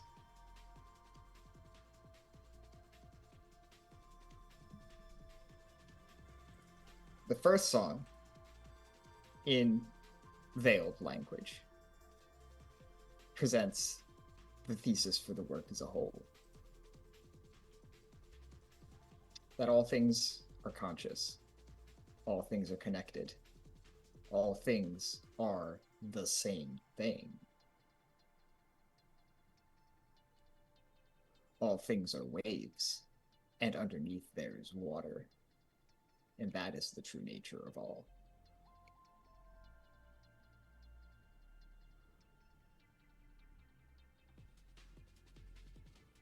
The music progresses. And begins to hint at what might be done with a power like that, a perspective like that, in which all things truly are one. What would it mean for all waves to crash upon the same shore at one time?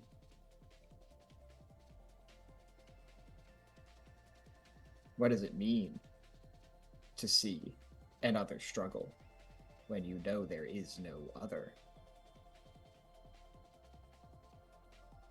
What does it mean to know you have no reason to believe this? To know that you're trapped in the bubble of your own perceptions, and that any fleeting feelings or experiences you might have, at best, are incomprehensible and incomplete. And what does it mean to choose to walk in that direction anyway?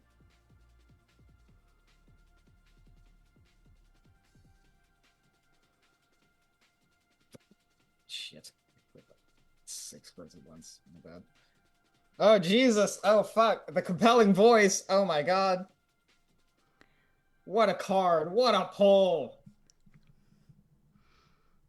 I was gonna ask, did you want me to roll anything? But I think The that deck, card man. says enough. You will have to roll. That's this fair. Is a challenge. Yeah. That It is literally absolutely fair. attacked him. Like, let it speak. Yeah.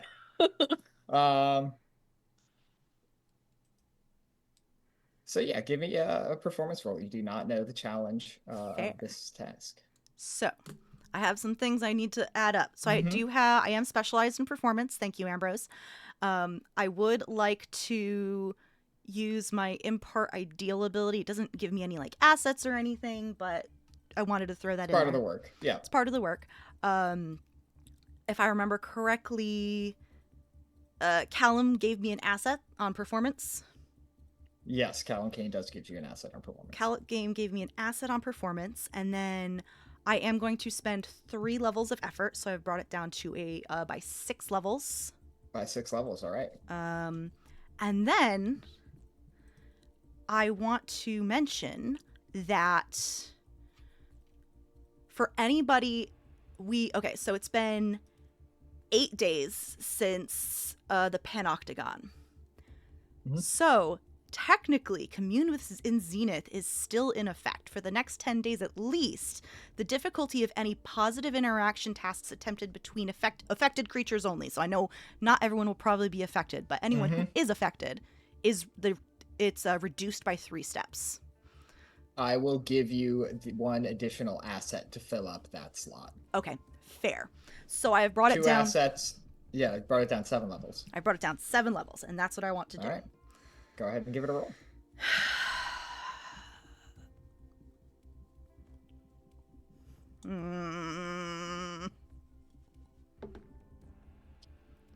I got a 10. That'll do it for sure. With 7 levels bringing it down.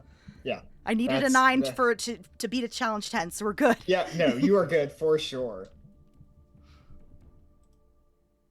With the compelling voice, I will allow you the opportunity to say what happens in the sky above as people begin to concentrate, align, as you begin to get the sense that other people are beginning to get the sense of exactly what you were talking about. What time of day is this? This is probably middle of the day, maybe early afternoon.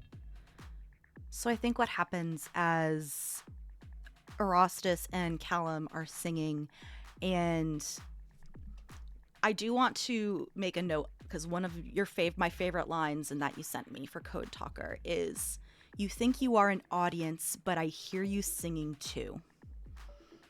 And I think at some point there is singing from the audience to go along with this. Yes, absolutely.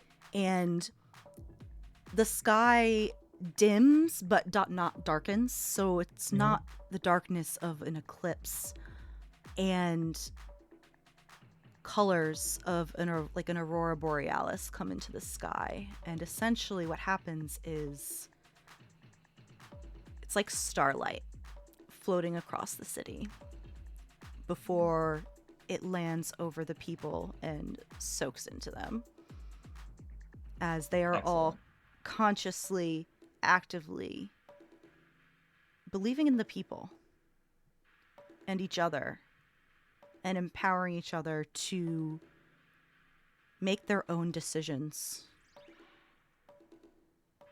and lift each other up.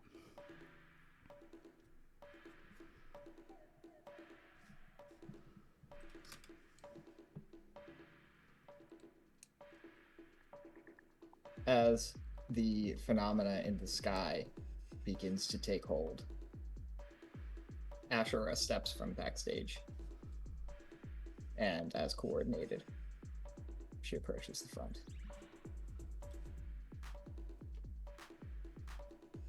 Good afternoon, everyone. Thank you for inviting me here to help conduct this ritual.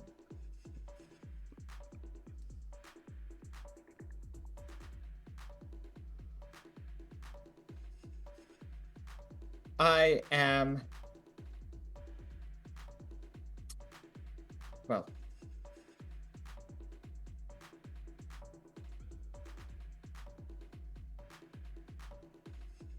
I come to you with knowledge of the cult that is trying to take over the world. Here are some things you should know. There are those among you who believe the books are magic. They believe the scriptures of old are oracles that perfectly capture and describe events of historical, objective truth. And that these oracles can be used to divine the nature of the future, both here on Earth and in the realms to come. This is a lie. This is not true.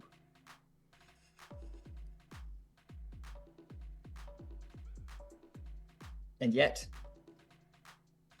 does it not shape our moment?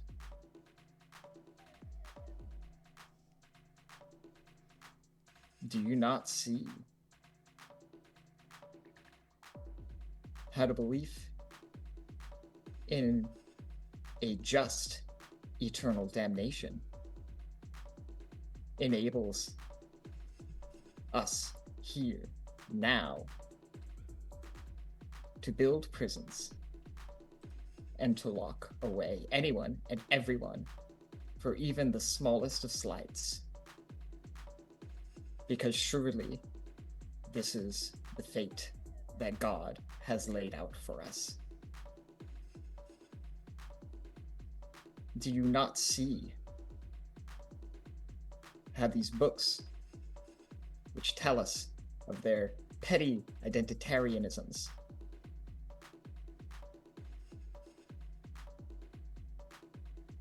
create such a horrid landscape of us and them and those who are of the identity and thus should be saved, and those who are not of the identity and thus should be kept from the wheels of power at all costs, and who are justly disposed of as wanted and needed?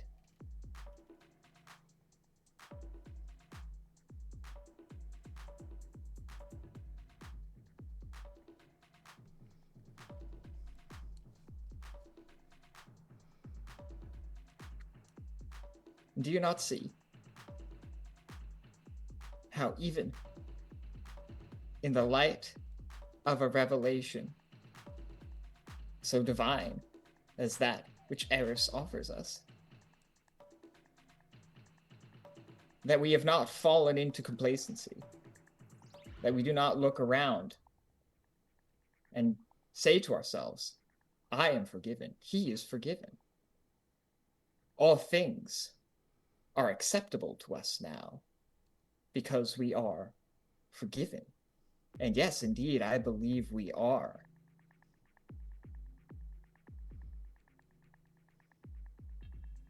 But what is the reason to believe such a thing?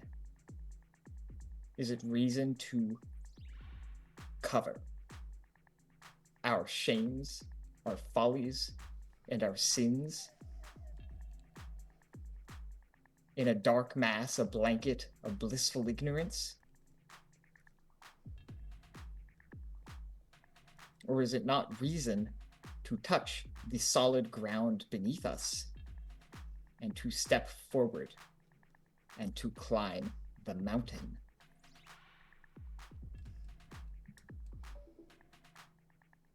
So I urge you,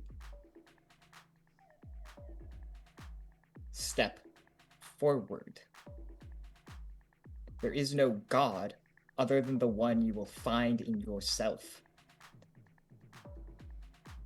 There is no Eris to save you. There is no spirit to possess you.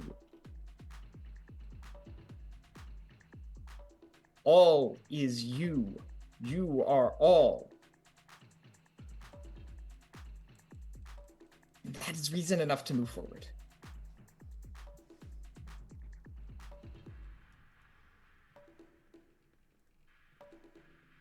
Let the lights of heaven be a sign to you. And may goodness go with you always.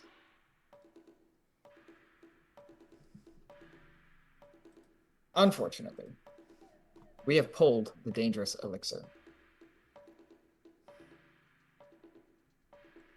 So as Ashura begins to deliver this address,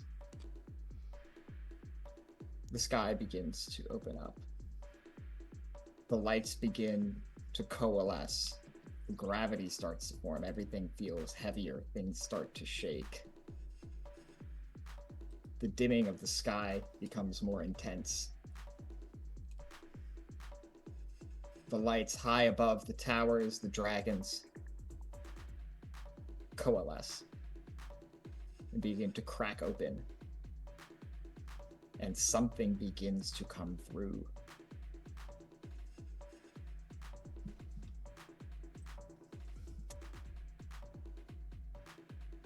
Erastus, Ashura approaches you as this happens. I saw on the guest list 2 names. Vesper and Eris. Did you mean to tell me Eris was a real person? Yeah. She seems shocked. Though her being what she is storied to be, up for interpretation. She was a person of many faces and personalities, and I only know her for a short time. But I would have liked to meet her today. As she says this,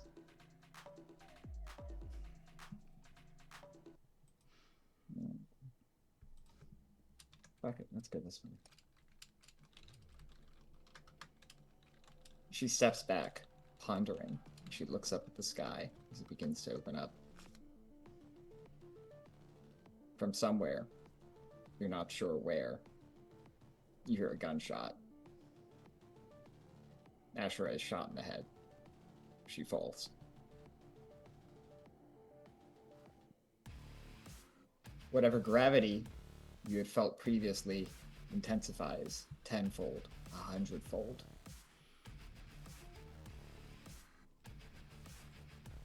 the lights, which were previously beautiful, soft pinks and greens, grow dark and intense yellows, reds, deep blues.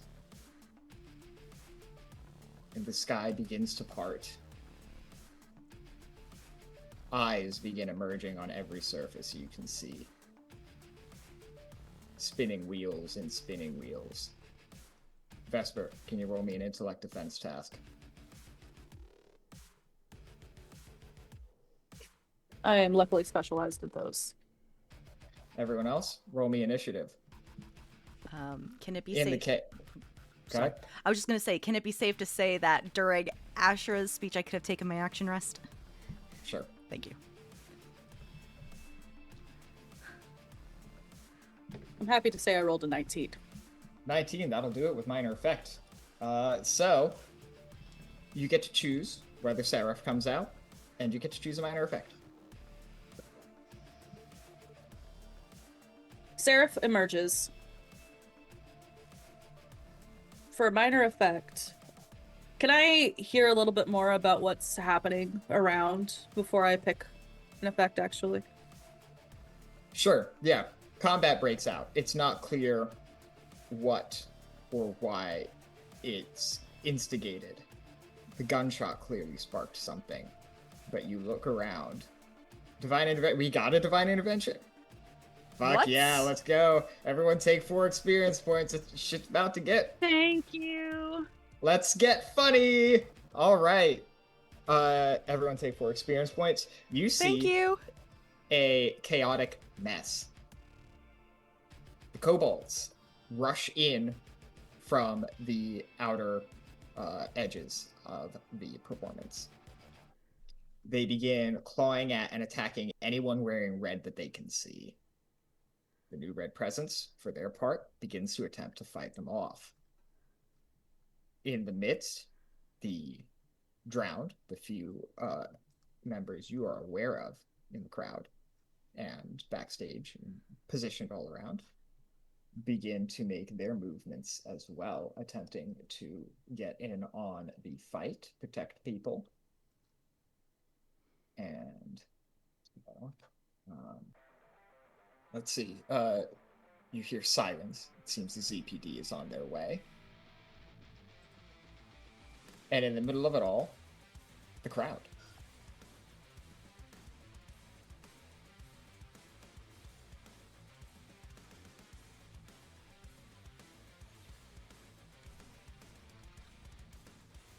I assume there's crossfire. Yes, very much. Okay. Then for my minor effect, because this doesn't involve can you please stop? Since this doesn't involve player characters or NPCs, can I have actually, you said like eyes and wheels are like emerging everywhere. I would like for maybe not the entire crowd, but for like, I want like a good chunk of these people to be safe. So I would like for parts of those eyes and wheels to just like emit like feathers and white light and maybe like shield the crowd from crossfire. You can't do that fully, but you can. I don't expect to be able to protect a whole arena, but yeah, you can exert influence. I'll say that. Is that fair? Yeah. All right. Sick. All right. Also, faction I forgot to mention: the Red Caps also in the middle of this, also getting in on the melee.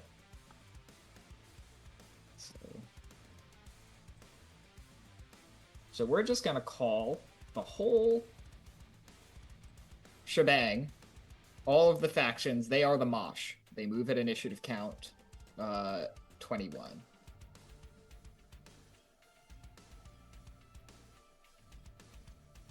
Why don't we lock down initiative order and then take a quick break and then come back and see how this goes.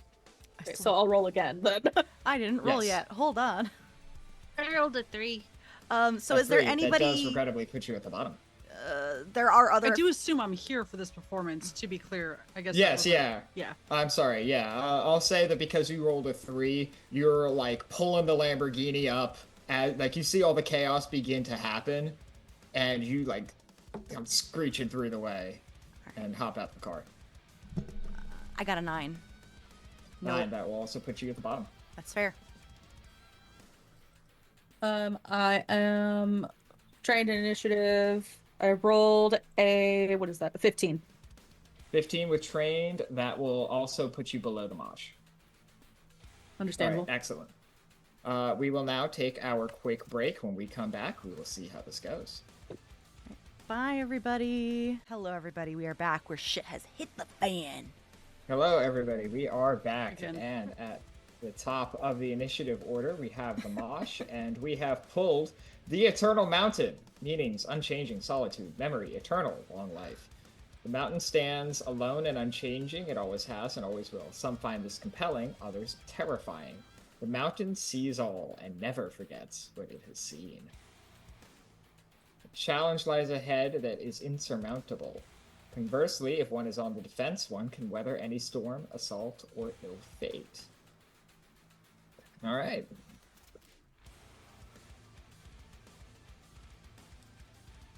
The initial moments here are brief and chaotic. Nothing too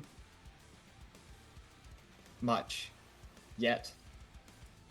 From above, you hear dragons begin to swoop down. But before you is where the majority of this is occurring. It is hectic crossfire. Can I get an intellect defense roll from everybody? This will be of a challenge 6 to start. What kind of effect is this? This is essentially residual suffering. You've unified with everyone here, and now as they suffer and bleed and die and are caught in the crossfire, you experience it. Is this considered a this damaging fact or influence- damaging effect? This is a damaging effect. This will damage you if you fail.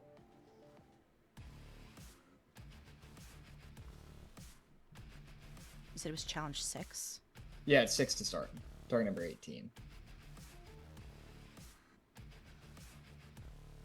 I'm gonna do 2 levels of effort. Mm-hmm. And defense rolls you make. Is this an attack attempted to confuse, persuade, frighten, or otherwise influence me? No. Okay. I'm specialist and I'll be using 1 level of effort. Sick. Target number 9 for you. I would also like to use a level of effort. All right, target number 15 if you don't have any assets on your intellect. Unfortunately, I only got an 8, but I do have 3 armor against these types of effects, so. Okay.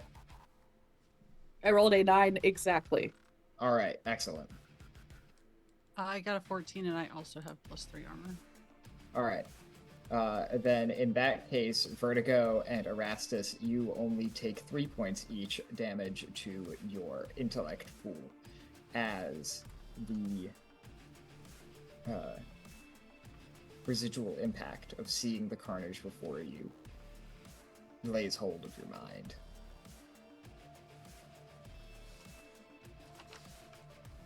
The sky continues to open up.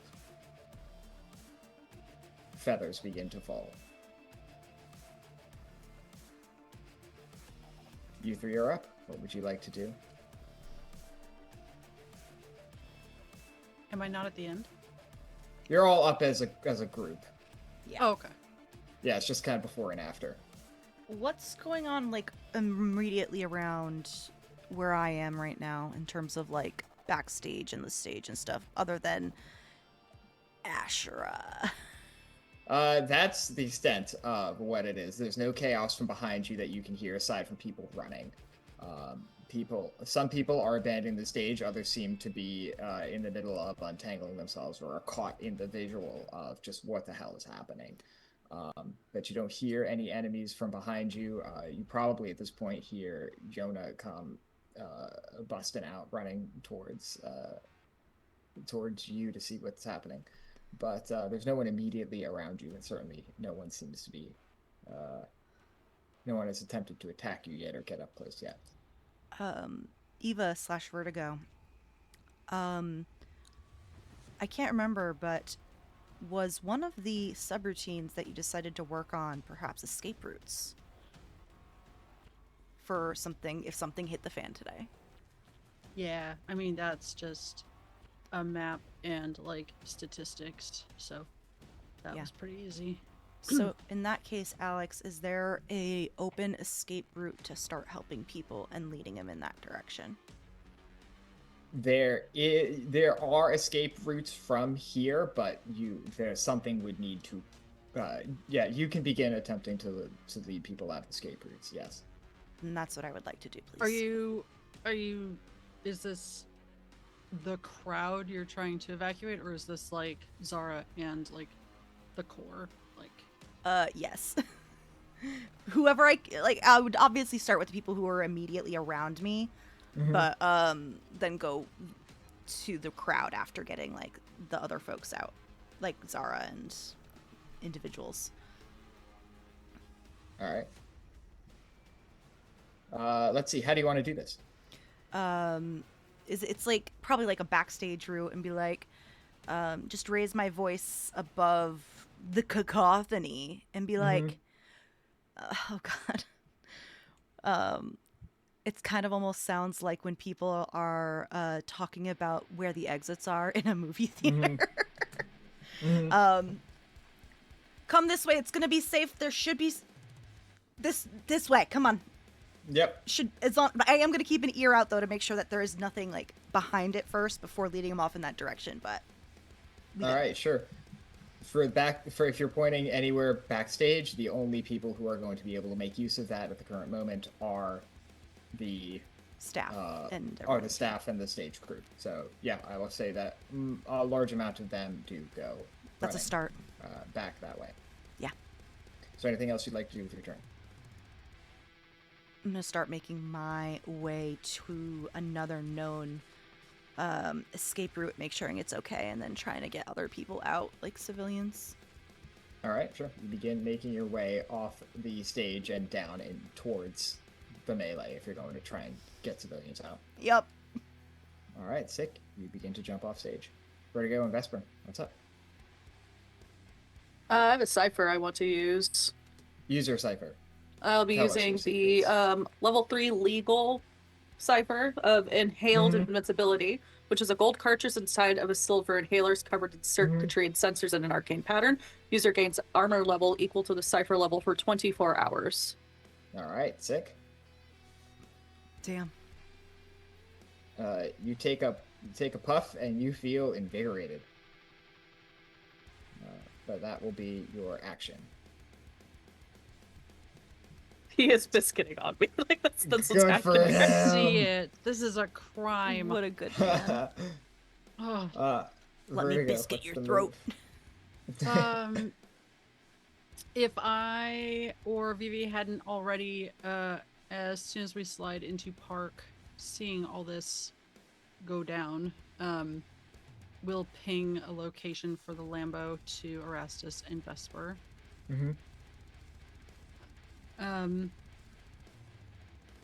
If that's not my action, no, it's not. Okay.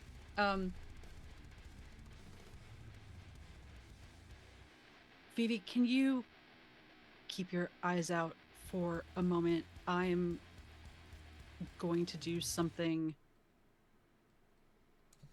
ill-advised. I'm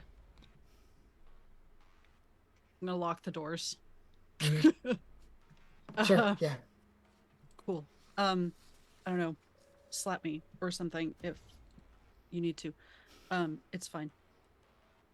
Okay. I do not expect this to be a single action. Stating this up front, and I don't know exactly how I would pull it off, except that I do have the cipher that you just told me about at the beginning of the session. I would like to ping everyone's data devices, except maybe Erastus and Vesper, just to lower the distractedness. Ping everyone's devices. Like in the city? Whoever is up to no good here in this arena, specifically. Yeah, sure. I would like to do a big ping later maybe, but just the out of control, shit's going down group. And I would like to pull from their devices their photos of like friends, family, loved ones, and just cycle that through. While like looping back some of the tracks from earlier in the evening. Like a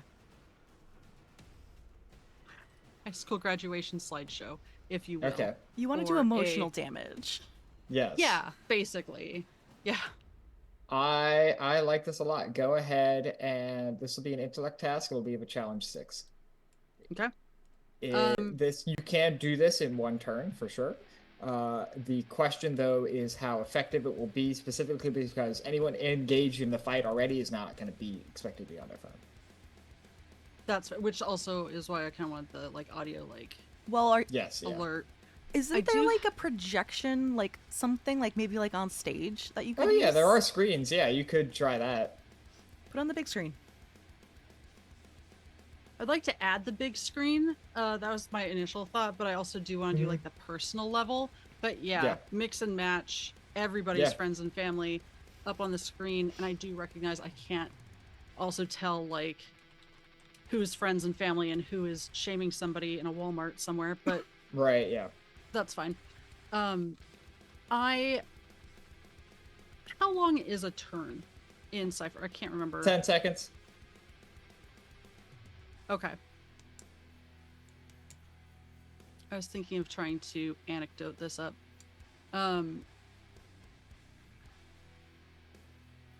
Okay. Okay. I would like to use 3 levels of effort. All right, sure. Brought it down from a 6 to a 3. Target number 9. I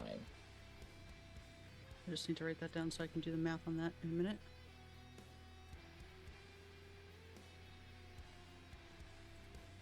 I don't know where the dot is. Oh, it's a 9. Okay. 9. That'll do it. That's a 9 even. All right. Yeah. I will say that the mosh is hindered by 1 step. Mechanically. And I will also say that you delay any additional factional reinforcements from arriving on the scene. I like it. About time too, actually. Cheesy creeps. Baby. Kiss that Tom. He's such a ham. He is. So annoying. Love him. But he loves you. He loves the spotlight. Is He what does. He does. God, so... Look at his chicken legs. Interesting. This is what's going to get me through the combat, Finn. Right, yeah. Well, he's about to leave, I think.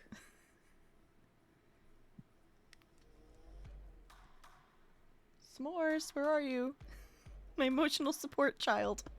We have pulled Elusive Sleep for the top of the next round. Futility, worry, stress, and awareness. Let's see.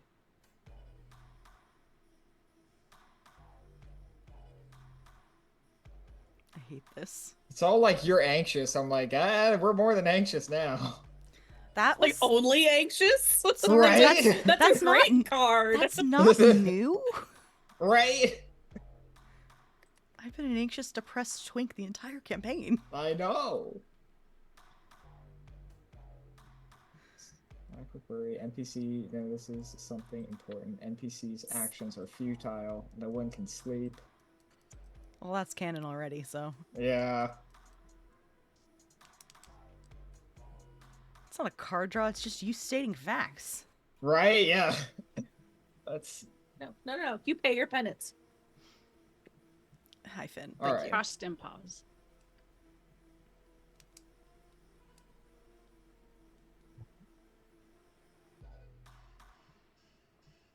Baby.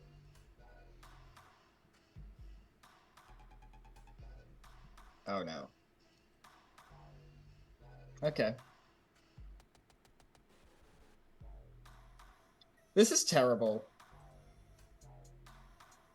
But I think I'm going to call in my divine intervention. Oh no. Okay. Oh, at least it's not. Oh, at least my it's now. internet is suddenly going out. Oh, how awful. Speaking of internet, Abhishek, you're so as Vertigo, lucky. as Vertigo has begun to interact with all of the data devices on site, it is probably you who detects what is happening first.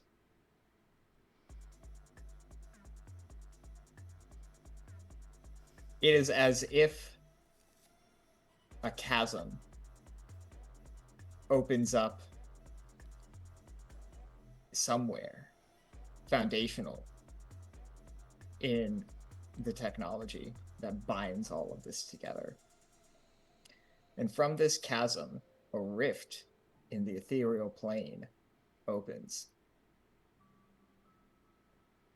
Devils and demons of all types begin to climb their way out, first of the chasm, and then out through the screens of the people assembled.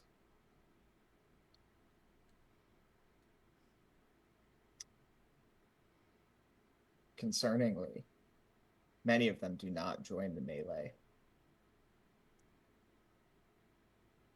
The ones that can fly, fly. The ones that can jump, jump. The ones that can throw, throw. They all focus their attention on whatever is coming through in the sky from the other side. They launch themselves at it. Many of them are burned into husks in just the attempt, but some latch onto wheels and begin tearing them apart. They begin stabbing at the eyes that have formed around.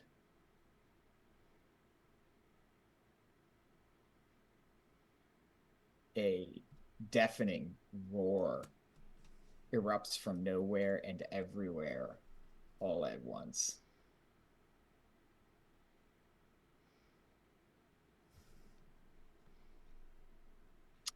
Can I get an intellect defense roll from everyone? This will penetrate armor. This will be a challenge 7.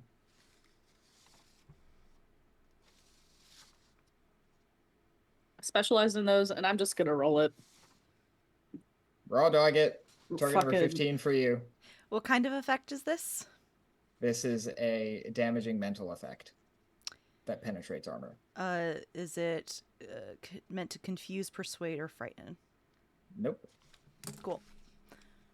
3 levels of effort. Likewise.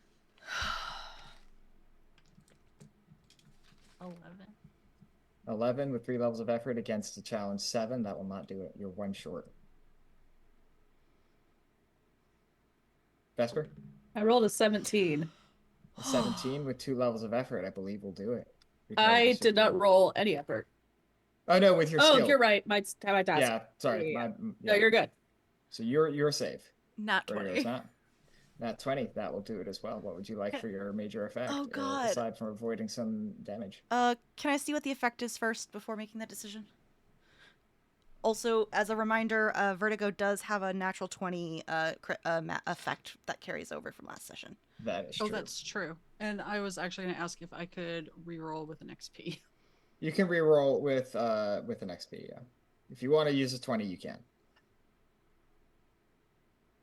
I'm gonna reroll, see what the fates decide.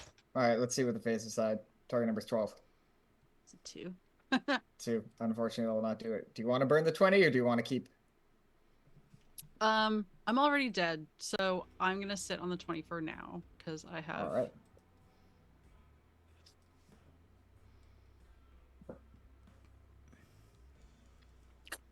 All right.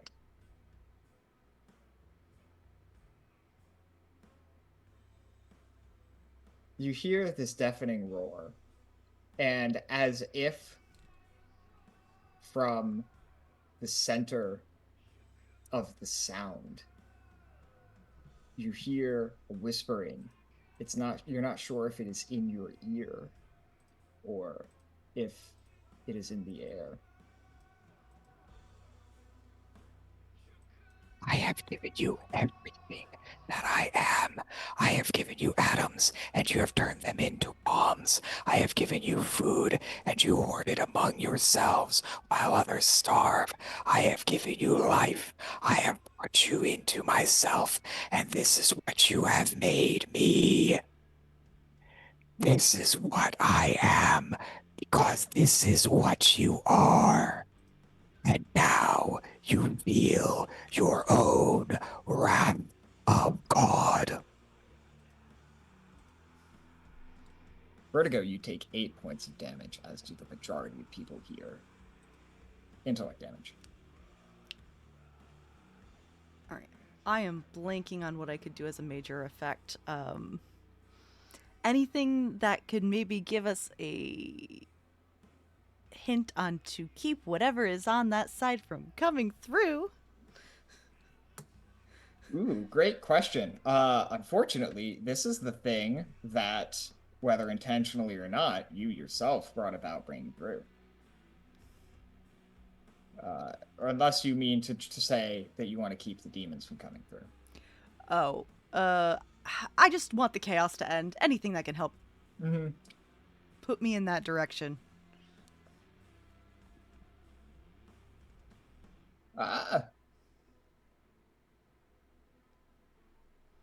I'm also willing to hear from my other players for crit ideas. Yeah, I'm certainly open to giving that to you. I'm just trying to think how we can make that happen. Yeah, no, exactly. I immediately went to stopping the demons from coming through devices. I'll assume everyone has been sharing information. Erastus, you know you could probably send a text to Des and get her to trigger that weakness she observed in the ether web. I will shoot off that message. Absolutely. You send it, and you get back a quick K. Okay, thumbs up. Yep. And I will say that what happens there is that, well, I'll put that in the initiative. That'll happen shortly. Cool. All right, that was the mosh, and the chaos is still ongoing, but after that divine intervention, everything is slowing down. One thing you do notice for sure is that off in the corner, you see... who would this be? Let's say you see a kobold chanting and waving a staff. You three are up.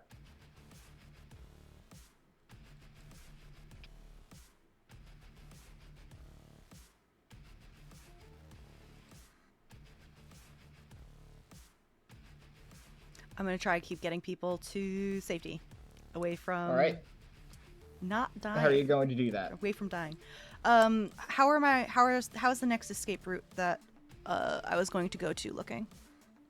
Yeah, I'll say, so you hop off the stage. I'll say to your left, there is a way out through some buildings, and for once in your life, you are grateful to hear the ZPD sirens coming from that direction.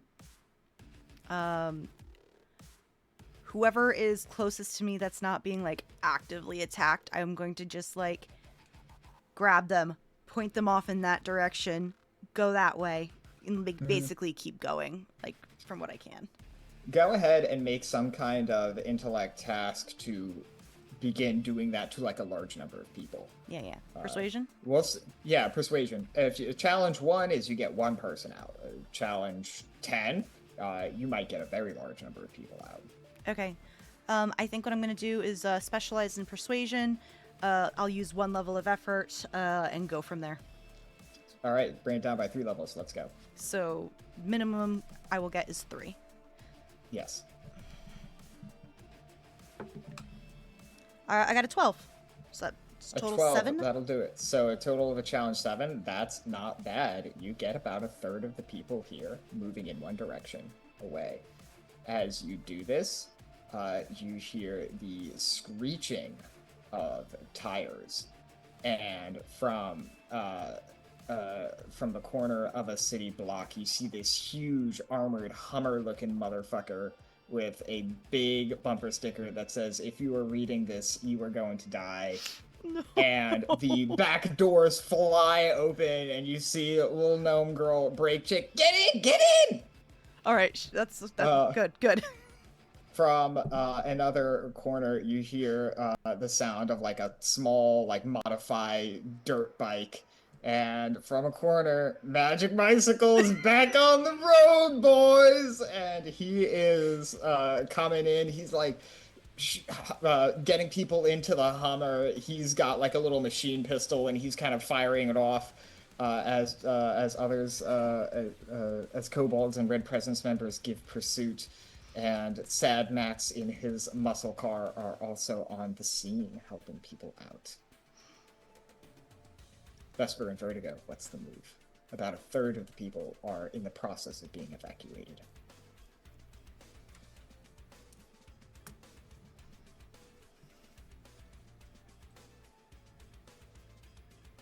I don't like that this thing I want to do is an action.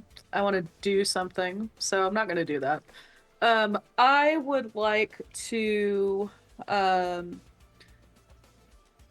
actually, for clarification, these demons that have made it through, are they solely focused on, like, attacking, like, the aspects around, or are they also attacking Yes. red presence and people, or, like, are they, like, laser focused? They are laser focused on trying to beat back the thing that is coming down from heaven. Gotcha. Okay. In that case, I'm just going to, excuse me, sir. I'm just going to make an attack roll against like whatever the biggest demon I can see nearby is. All right, sick.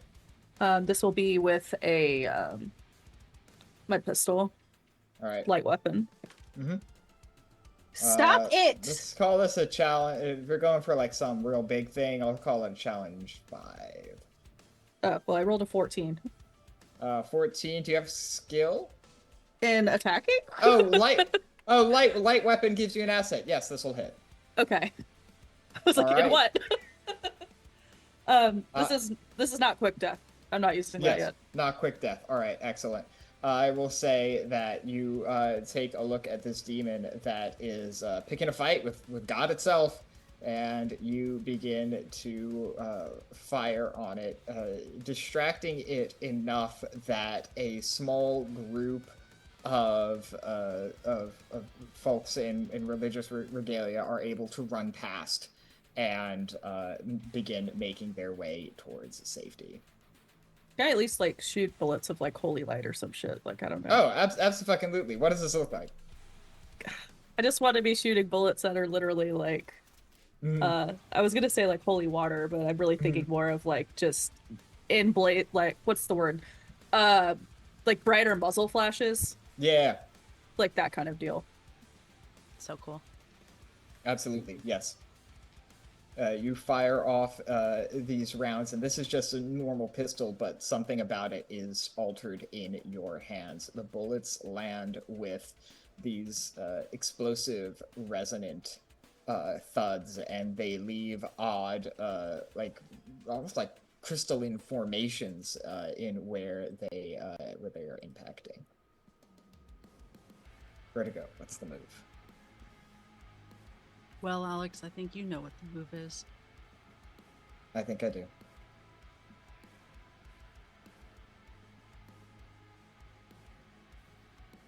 Vivi? Yeah? It's been fun.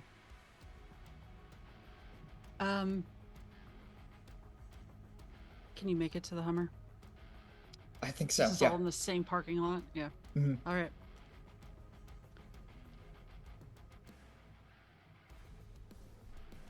Oh,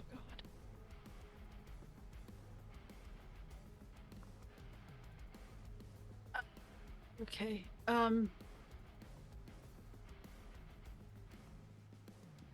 Best of luck. And I'm gonna step out of the Lambo, and I'm going to hold my backpack with the Doomsday device Don't worry, Mare. I see you looking. Don't worry. It's just because it's safer this way. And then my other stuff, I'm going to hold it in my hand. And with my other hand, I'm going to, as an action, chug 5 liters of a deep green liquid. And I would like to tighten out. Excellent. Wait, 5 liters? It's that 5 liters much? that somehow, and this is not because Vertigo like went pro on the like drinking circuit. It, as part of the cipher says, somehow it only takes one action to explicitly consume this at least 5 liters. Yes. And I will Alex, what the reiterate, fuck? comically large glass jug. So- Electrolyte ballot's about to be so fucked up after this. And I do need to point out that I don't see an end time on this cipher, so I might just stay 60 feet, excuse me. That's an excellent point. Now, I'll 30. get back to you on if there is an endpoint. Yeah. 20 meters, but- I can't do that. Yeah. Dun, da, da, da, da, So, da, da, because it da, says da. my clothes and not my possessions, I just want to be very clear that if my possessions don't grow, I can stick them in a pocket without like... Yes, you can. Okay, cool. Without too much issue. Yes. Yeah. So, Thinking ahead, didn't want Erastus. to drop that from 60 feet. out of the corner of your eye, you see Vertigo step out of this Lamborghini, and they're holding this big jug of green liquid, and he looks around like, what the fuck am I supposed to do with this? And as he drinks, he just grows and just continues to drink more until eventually it is attack of the 60-foot woman. Vertigo, you are now about 60 feet tall. I think you need to use 2 cars as rollerblades. That would be sick. But yeah, you do that. Not the I'm pretty Lambo, sure not the Lambo. that gives you some help on your Not my might pools intellect and pool, shit. weirdly, Not your but intellect yeah. pool, but A lot of other but- stuff, yeah. Yeah, I will say Vertigo, Jesus, VV, another V. God damn it, y'all. VV You brought her makes into her the way. scene. I did. VV makes her way to the Hummer, hops in.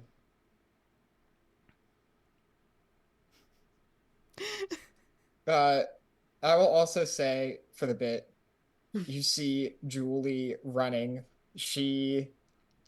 As she makes it to the Hummer, she pulls the pin on a civilian-grade exothermic reactor and throws a grenade into the mix. I don't know why, but Julie, I just imagine Julie Naruto running. Yeah, oh yeah, for sure. Incredible. I will say, because I think I can move still. Yeah, you can I move don't it. think I ever have. Not a ton, but you can move. Not a ton, especially not 60 feet, especially not adjusting to being 60 feet, because my hands and feet are now heavy weapons, which Yes. there's a lot going on here. I would like to, like, center myself somewhere in this parking lot close to the edge of the arena, not where I'm blocking civilians or anyone, really. And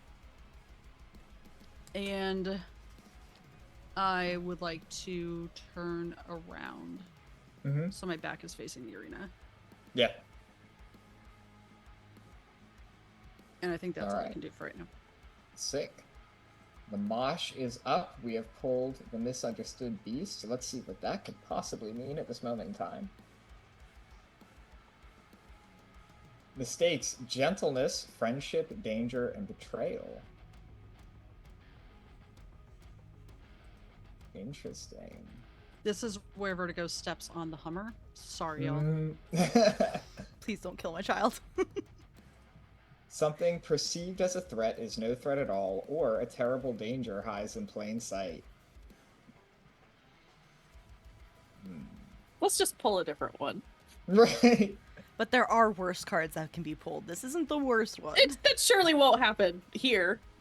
It could be the jackal. It could be the be The vizier. the jackal. jackal. I will leave. Oh gosh. Okay. I'll tell you what. Yeah?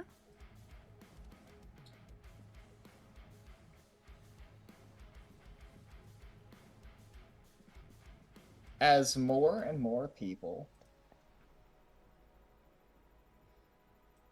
begin to...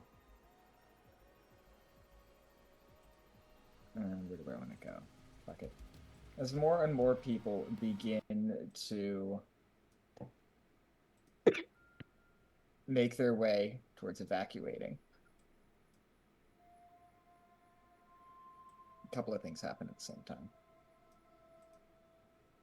First, the ether web is practically obliterated. Not fully, but access to it is greatly reduced. Whatever Desiree did on her end, pretty much most devices around here and the rest of the city just begin to go to breaks. In the space you're at, then, the only thing left available on any screen, on anywhere, pictures of friends, loved ones, assailants and victims alike.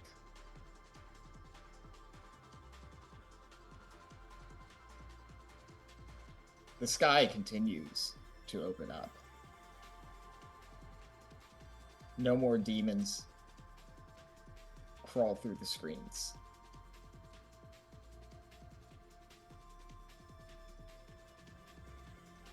And as the fighting continues to take its toll,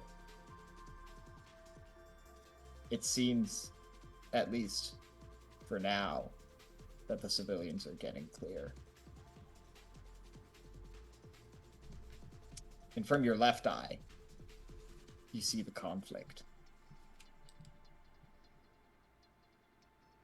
Kobolds, red caps, red presence, authorities, drowned. All caught up in a bloody, devastating, and fruitless combat. From your right eye, you see a young man in a red hoodie scoop up a kobold with an injured leg on his way to the evacuation route. You see Dr. Spongel himself treating a red cap in the corner.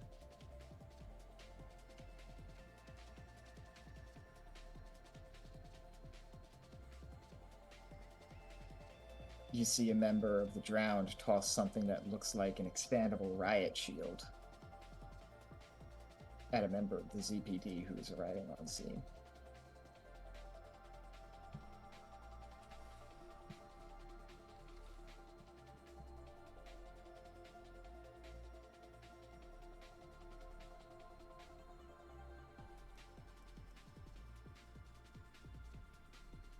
The combat begins to slow.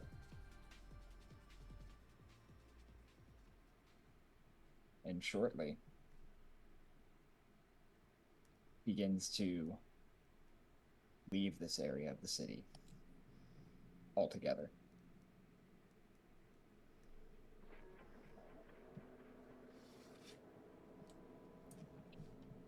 But you know it is continuing.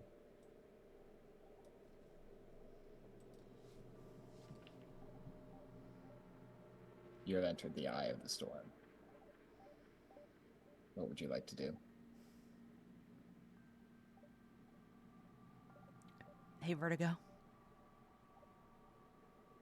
Are you able to get eyes anywhere on what's happening in the rest of the city? Am I a fucking joke to you? I don't know what Des did. I don't know see if it's across the city. okay, but I don't know if what Des did is a detriment to you. Okay, this is still How very does it new. affect Vertigo me? is well, never mind. I thought you meant like a physical eye across the Yeah, city. I was like, she can see you're anything. so tall. Sorry. Not mad, just is now really the time. How is my Al- access? Allied systems are not affected, and so you have essentially free reign over the Hashtag bless. totality of the information systems in the city. Well, that answers my question about our communication. We are pretty connected. What do you need? This is not the end. Where's next? Is there any disturbances anywhere else at the moment? Are people getting somewhere safe? Is there like on Zitter like some sort of like marked safe at Zenith Memorial Hospital or anything? Like, are there any I'm sure, yeah. clusters like usual safe houses? I'll point out a few places that seem either relatively unaffected or just unoccupied. I would say broadly what you are seeing is violence is beginning to break out seemingly in random locations all over the city.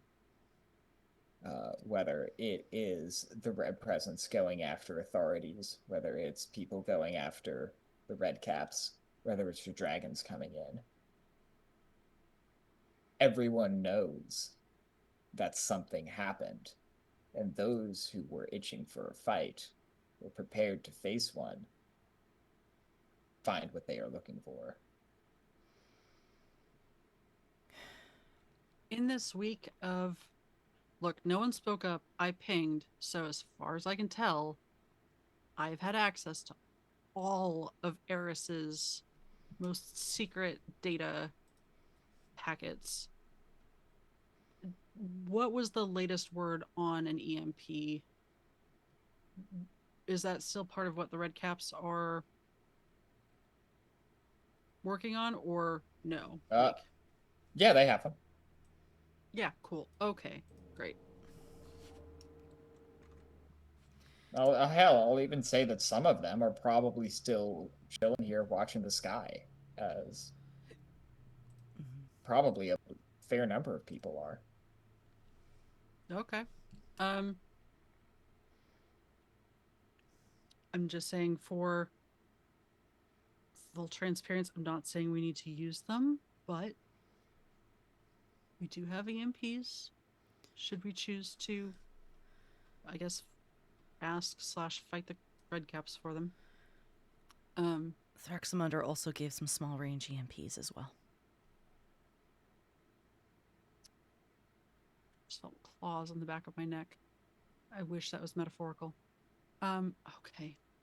Hi. Sorry. All black did not show up on screen. Love that. I am going to chill here for a bit and possibly zip back into the net.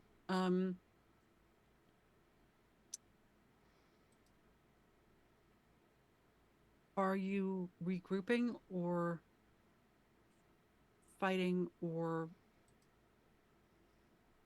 hunkering in? What is the plan? I'm still figuring it out, but I want to check on Ashura first. I know, but can I see the body? I know, like, okay. I know what happened, but don't want to just leave her there. I could probably reach her. If you want me to reach her. I think, Alex, I'm going to go... I think the arena has insurance. I don't think I can get her without hitting some stuff. Alex, I just want to tentatively, anxiously go up to Ashura and just quiet, silent moment of silence for her. And if it obviously fatal, but I thought you left. I'm sorry. And then take Vertigo up on the offer to get her out of there, I guess. All right. You approach Ashura, and there she is. The gunshot was fatal. It seemed to go right in through the side of the forehead, essentially.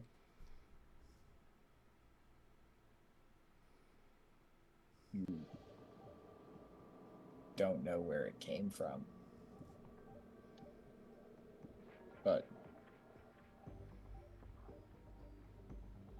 you see Eris's golden crown of thorns on her head. Hey. And you see a thick gold liquid mixed in with her blood.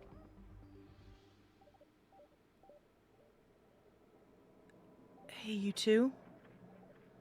And I think I'll take like a very, just like a very like, I'm not getting a picture of her whole head, but just a little bit of like the thorns and then some blood on the ground, and I'm going to send it to the two of them.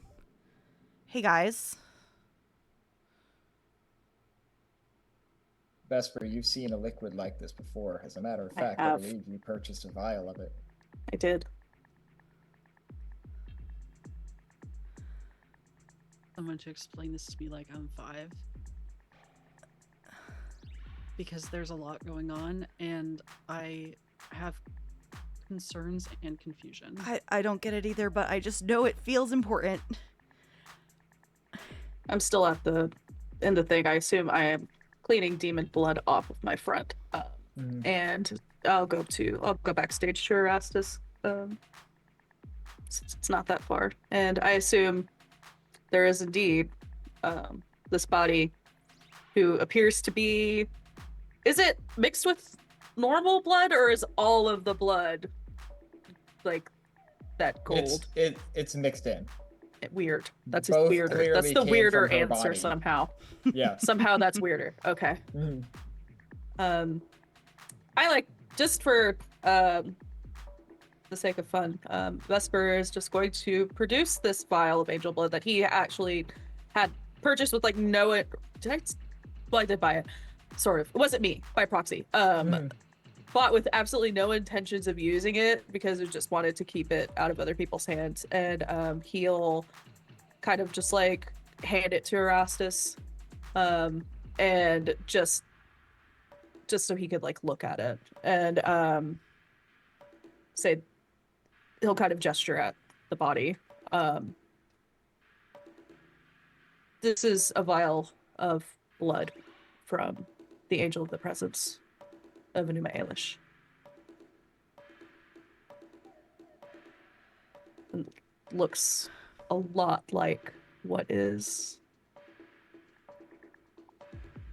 inside of your friend. And the crown is the same one that Eris has always worn. I don't... If I look up, what do I see? Is anything still emerging? Yeah, I would say so. The pressure is less, but whatever demons were here seem to have been dispatched. What you see looks remarkably like the old angel, but it's not quite it. Glitches, for lack of a better word. It seems to be in two places at once. There are jagged edges within the wheels and what almost look like drops in frames.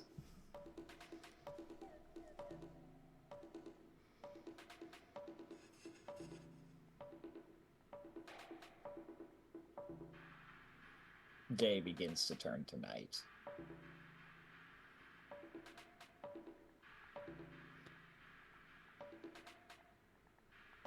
Vertigo, if you can grab her, I don't think we should leave her here.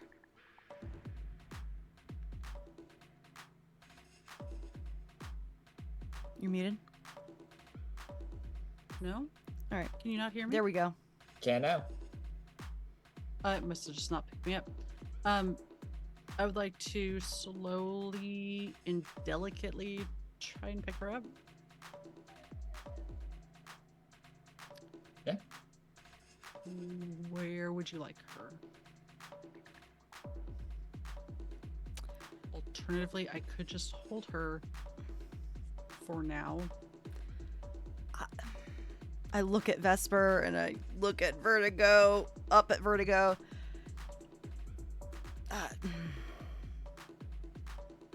Hold on until we figure out, I guess. Unless you want her at your place, Vesper. Eris's. I don't fucking know anymore. No one's using my place. I don't think. Wherever is easier for you to get to. Yeah. I kind of wanted to roll a perception. Because I know what that angel is supposed to look like. I know what that's supposed to feel like. And seeing what looks like it's some kind of projection. I want to know if I can discern where it is being, where or what is projecting it, if that makes sense. Like, I'm thinking, like, if we're talking AI holograms, it's still, like, literally a projector onto something. So I want to kind of, like, follow that beam back if there is something similar to that. And see if I can see anything. Gotcha. Yeah, sure. I am trained in perception. I don't know if this will do anything. It could do something. This will be a challenge 5. Okay. If I want to spend effort, where would that come out of? Intellect? Intellect, yes. Okay, then I'll spend a level of effort on that. Seems worthy. I can't do math. There we go. That's a 16. That's 16. That will do it. So, on staring at the angel that begins to fully materialize out of the split in the sky, you begin to get a sense that it spoke truly, in the sense that this is the angel. It is not a projection. This is its manifestation. But it is manifesting now in a very different world that has very different realities than the ones you are familiar with. And so it is manifesting through the visual understandings that you now have. It's manifesting through the reality of the material technology that is around you.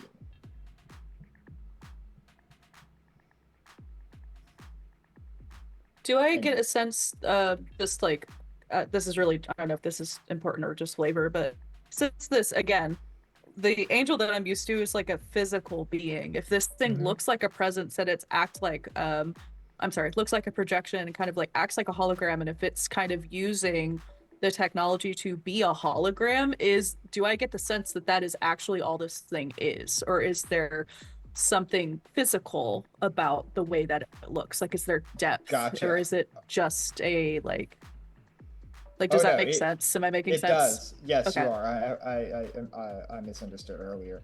It is physical. It is very physical. It looks like it's dropping frames. It looks like it has these strange edges, but it is deeply physical in all of its stuff. It is not behaving as a typical physical object would. Gotcha. But no, there is a real presence here now. Cool. I hate that more.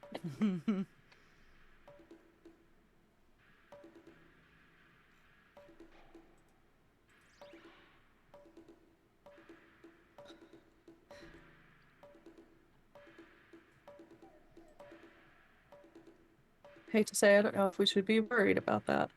Normally, seeing that would bring me some kind of comfort. Seeing it alive, at least. But it doesn't sound like it is. If what we heard earlier is it as a mouthpiece for something else, whatever it is not pleased with us, it seems.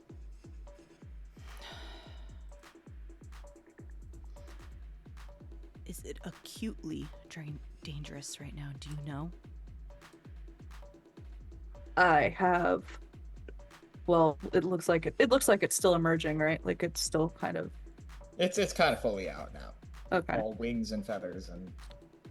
Well, I'm going to Eyes. use my super helpful sensing danger training that I have not gotten to use, and I want to answer that question. Excellent. Yes. Is it? Calls a challenge 3. Okay, I'm just gonna roll it. See if is it acutely dangerous to us right now? Because like, I think I'm projecting a little bit on my character. I don't care. Like the religious trauma like that Vesper has is very like, are we all about to get like smoked? Like for Right, yeah. us, you know what I mean? That's like a very real thing that could happen after it said that 13. 13, that will do it. Not y'all. It is dangerous and is angry. It does not seem to be angry with us. Do you know who? I'd love for you to say just the red presence, but I'm not going to assume anything at the moment. I assume Vesper has no way of knowing this. That you have no way of knowing. Yeah. Vertigo, how would you like an experience point? Yes, please. All right. Who would you like to give your second experience point to? Let me see. Eris?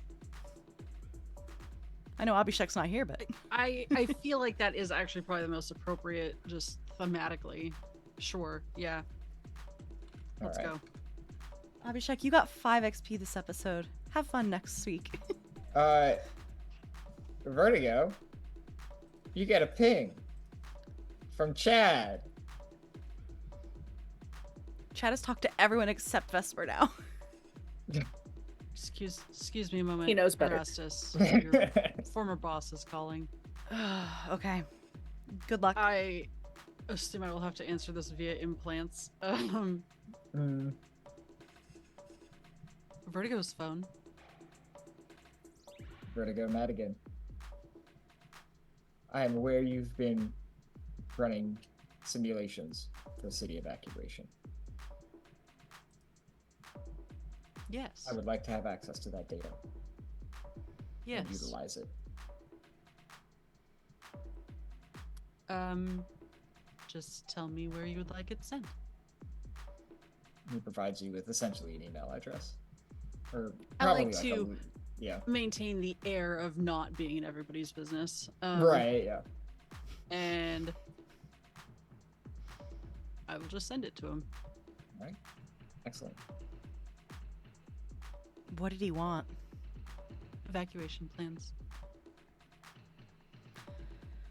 Okay. Do you think that's unwise? We don't see eye to eye, but in his own odd way, he's always wanted the best for the city. From what I could always tell. Now I'm not so sure, but Do you think he'll use the information to thwart the evacuations? I don't think so. But my perceptive has been skewed over the last month or couple months, so who's to say? I don't want to end the night trying to climb that tower and ripping him out of it, so let's hope for the best. Eva do, but speaking of, you don't have to shortly after this information gets out. For the first time in ever, really, none of you have ever seen this. Chad leaves his tower. What the fuck? And you see him flying overhead. And he takes a not insignificant amount of time to hover next to the angel. He's clearly inspecting it in some way. Does it react at all to anything, or is it just like being weird and like 30 FPS, like not reacting to anything? A great question. I don't know. Let's pull. Because like serpent, evidently. Because part of me like envisions it as just like thing that's just doing that and like hovering creepily, or like is it actually like taking in information? You know? Yeah, it's certainly watching. It's certainly taking in information. Let's see. Banished serpent. Blessing or curse depending on who's getting exiled or punished. A settling of accounts. An unloved NPC is sent away. Do we love Chad? I don't think we do. Incredible. All right, sick.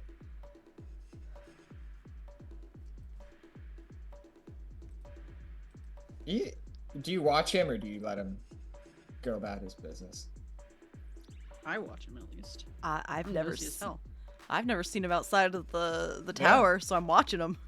I'm looking at this fucking angel. I don't know if it's gonna kill us or not. Right? Yeah.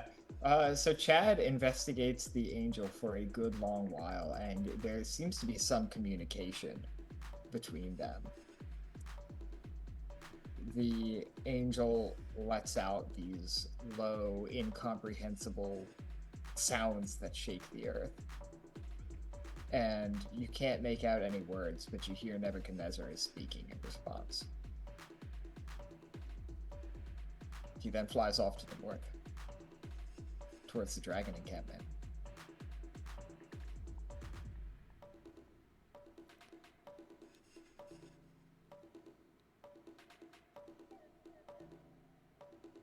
Maybe we can poke Thraxamundar or Vito and see what's going on later, but... Fuck. I feel like we need to regroup.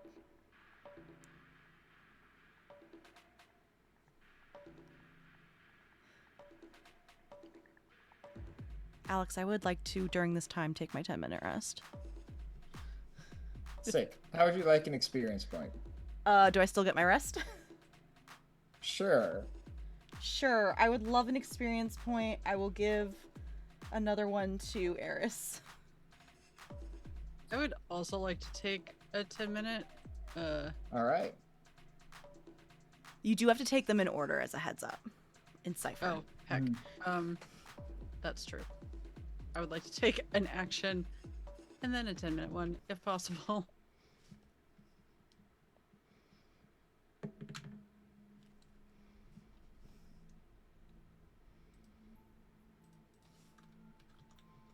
Erastus.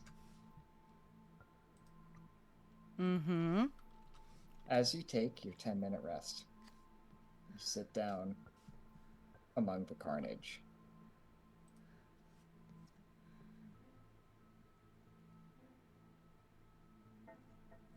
You close your eyes for a brief moment. You breathe deeply. Try and stabilize yourself. You feel the weariness in your arms, your legs. Your heart is racing, and you try to get it under control.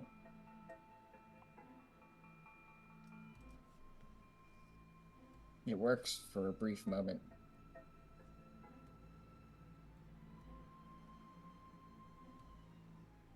Until you feel the barrel of a gun pressed against the side of your head. I freeze.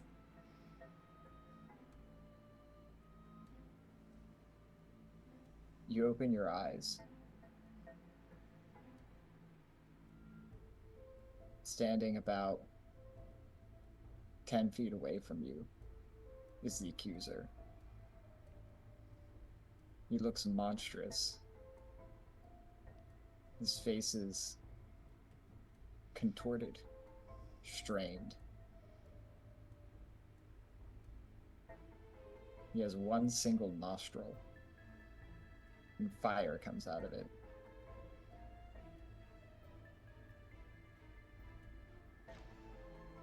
Standing beside you, aiming a pistol at your head, is Perigee.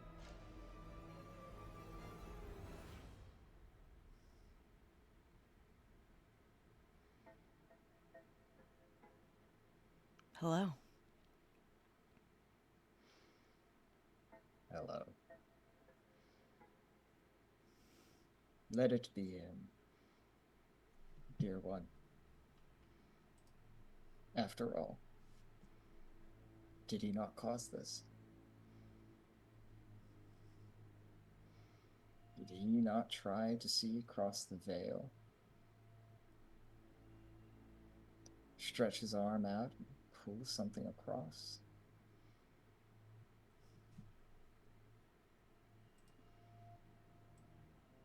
Would the city not be sated in his blood?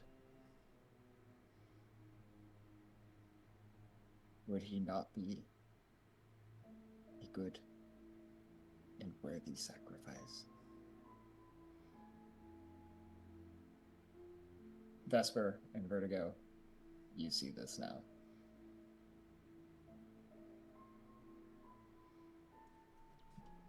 I have a skill called Surprise Attack that I want to use to make an attack roll against Perigee.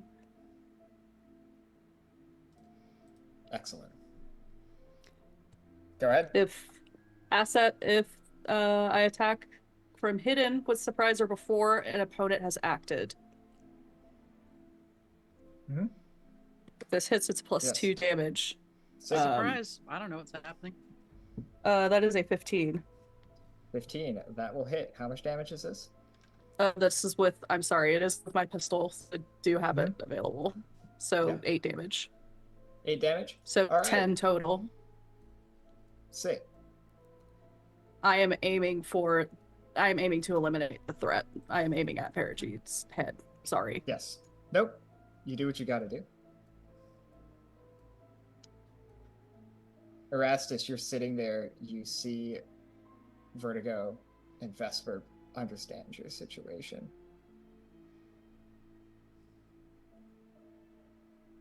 Before you have any time to react, you hear a gunshot. And for a second, you think it's over. But you look around and you're only covered in blood now. Perigee falls to the ground.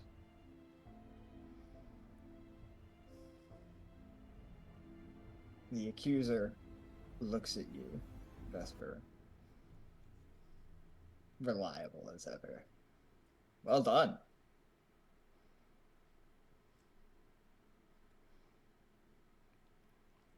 At the sound of the gunshot and the spraying of the blood, there is the very visible struggle of not going into a panic and freaking out and being completely paralyzed. As soon as Perigee falls and the gun drops away, there is a scrambling back to get away from the gun and the threat, even though it's been eliminated. And I like to get to my feet. Get to your feet. Truly, I should thank you, Vesper. I don't know if Perigee had it in her. I have faith in her, of course. She has believed in me like no one else ever would.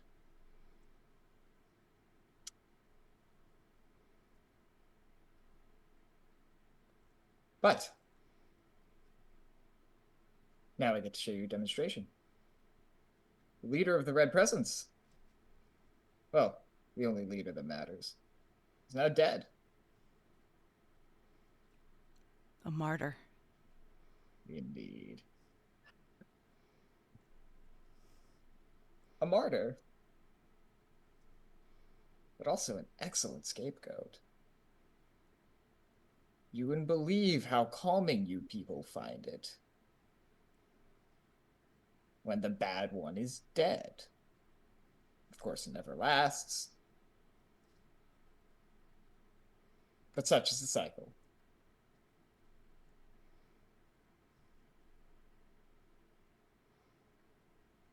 You're disgusting. I am you. You are what you try to force to the surface.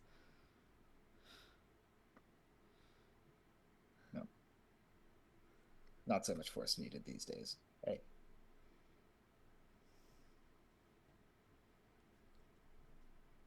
But I will hold up my end of the bargain.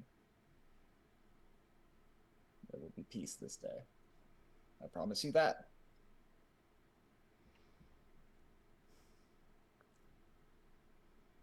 Good evening, three of you. At this point, I'm beginning to suspect we will see each other again.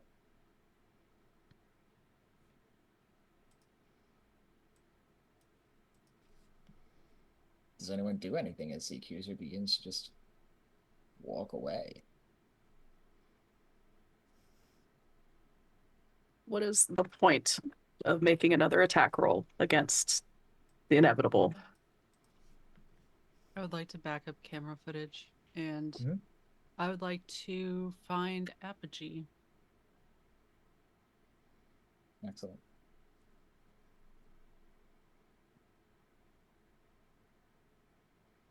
Is there anything else anyone else would like to do tonight?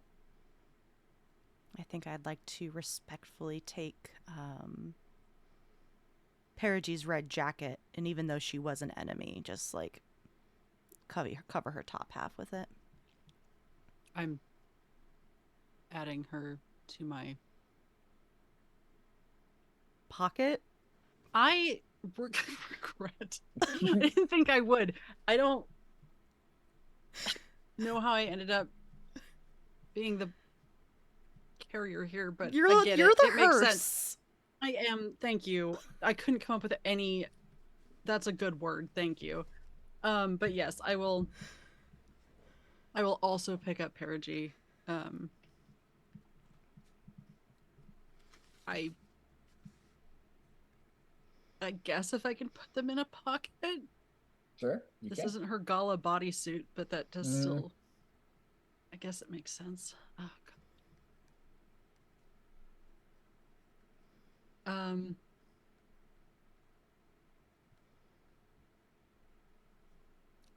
I'm going to ask Erastus and Vesper if they need a ride. I'm going to ignore the accuser for now.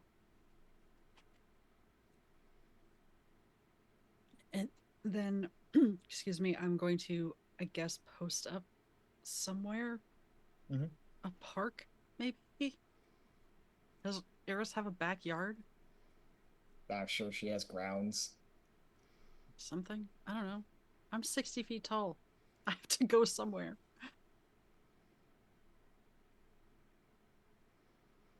And I think I would like to provide first aid while I can. Vesper, is there anything you would like to do?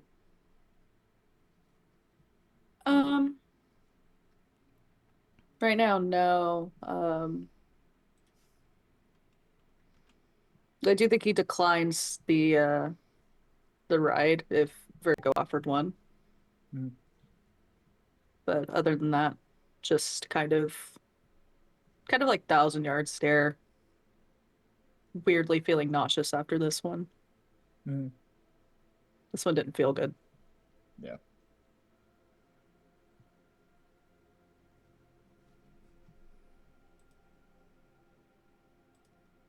I didn't think it would go this way. But, What would go this way, Alex? these past few minutes. But, a strange... But this is actually probably interesting. Because the accuser does hold up his end of the bargain. A strange feeling begins to work its way through the city.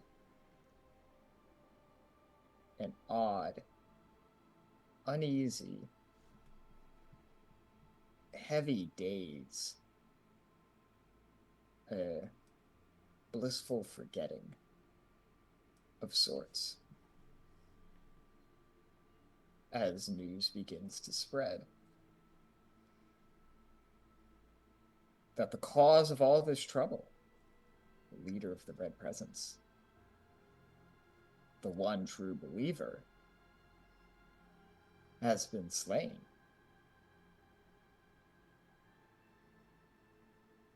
for a moment, for at least a day, for at least until the next session. The city almost forgets.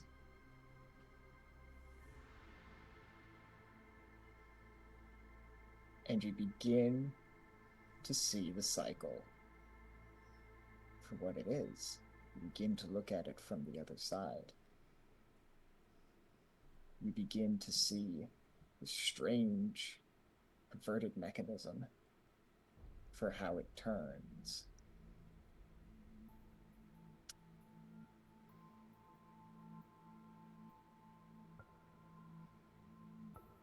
And this is how it turns. For days, weeks, months. Tensions rise and flare.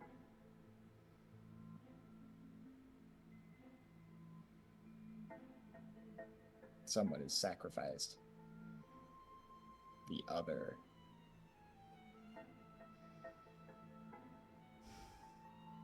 And all those who participate in and consent to the violence are brought closer together in a unitive bliss of shared guilt and shared forgetting.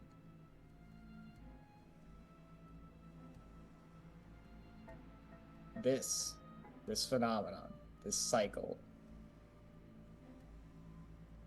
this is what the accuser is.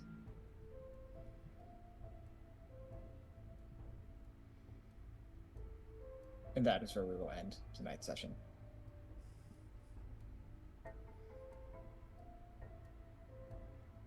Insert internal So- screaming here. Less spooky music for our outro. I've had no music Alright. for the past 15 minutes. Oh my gosh! It's I- very I oppressive. heard it, Oh, I'm sure. but that Ah. would be very terrifying. I'm sure, yeah. Oh, Good evening, balls. everyone. Thank you for joining us on our penultimate episode of Zenith 3000. My name is Alex. I have been your GM for this evening. I appreciate you all for joining us, whether that is here live or in the future on some kind of recording. We're going to quickly go around, say our goodnights, goodbyes, what other projects we are working on, and head off and catch you for the finale next week. As I said, my name is Alex. I have no other public-facing projects at the moment. And I apologize to my players for tormenting them so. Why are you apologizing? We asked for this. We I consented to feel this. bad! It's true. Hi. Not bad enough not to do it, but... Hello, everybody. My name is Mary. You can find me on all applicable social media at Archmage of Dice. Obviously, I'm here for one more session. Playing Erastus-ish. And on Saturdays, you can find me in a back-to-back stream. First one is at 1 p.m. Eastern, 10 a.m. Pacific, where I am running the Invisible Sun game, the Indigo Nexus. This coming session, we're probably going to try and find Eyeball Dongo at some point because we finally have a lead on that. And then on Saturday, we have, after that at 6 p.m. Eastern, 3 p.m. Pacific, we have the official Season 6 Horizons Call premiere. We did a premiere next week, but it was just like a little fun tooth or truth. This time we are actually going to go fight the second death. I'll go next. The transcript capitalized Eyeball Dongo. I love Good. that. Good. It is a very correct. important item in that game. Hi, my name is Seth. I'm also in that Saturday game of Invisible Sun where I play Kairos, who is itinerant ardent Goetic, who imprisons Cage's adversaries. Oh my god. So used to saying the other one. Very, very different character. Super excited to be in it. Very excited to hunt down the Eyeball Dongo and make friends that I didn't think he would make. You can't find me anywhere else. Don't try. I'm Eva. I have been Vertigo tonight. You can find me other places. I don't bother. I don't post. I barely repost. But you can find me also on Saturdays on Horizons Call. Playing, I guess, a thematically on-brand character, but I would like to think a little bit different. She's short, at least. She's short. That's different. And also has a Jeffrey. Also, yeah, that's not a difference, Mare. It's a similarity. She's alive for now. That's it. I have projects, but nothing to announce. All right, we're gonna go. Hey everybody, thank you for joining us. Go check out the other games. We're gonna go raid one of the other players in the Invisible Sun game, Asher, who goes by Ticky Head, like a ticking clock, not ticks the bug. So everyone go give him some love, and we'll see you all next week with Abhishek for the finale. Goodbye.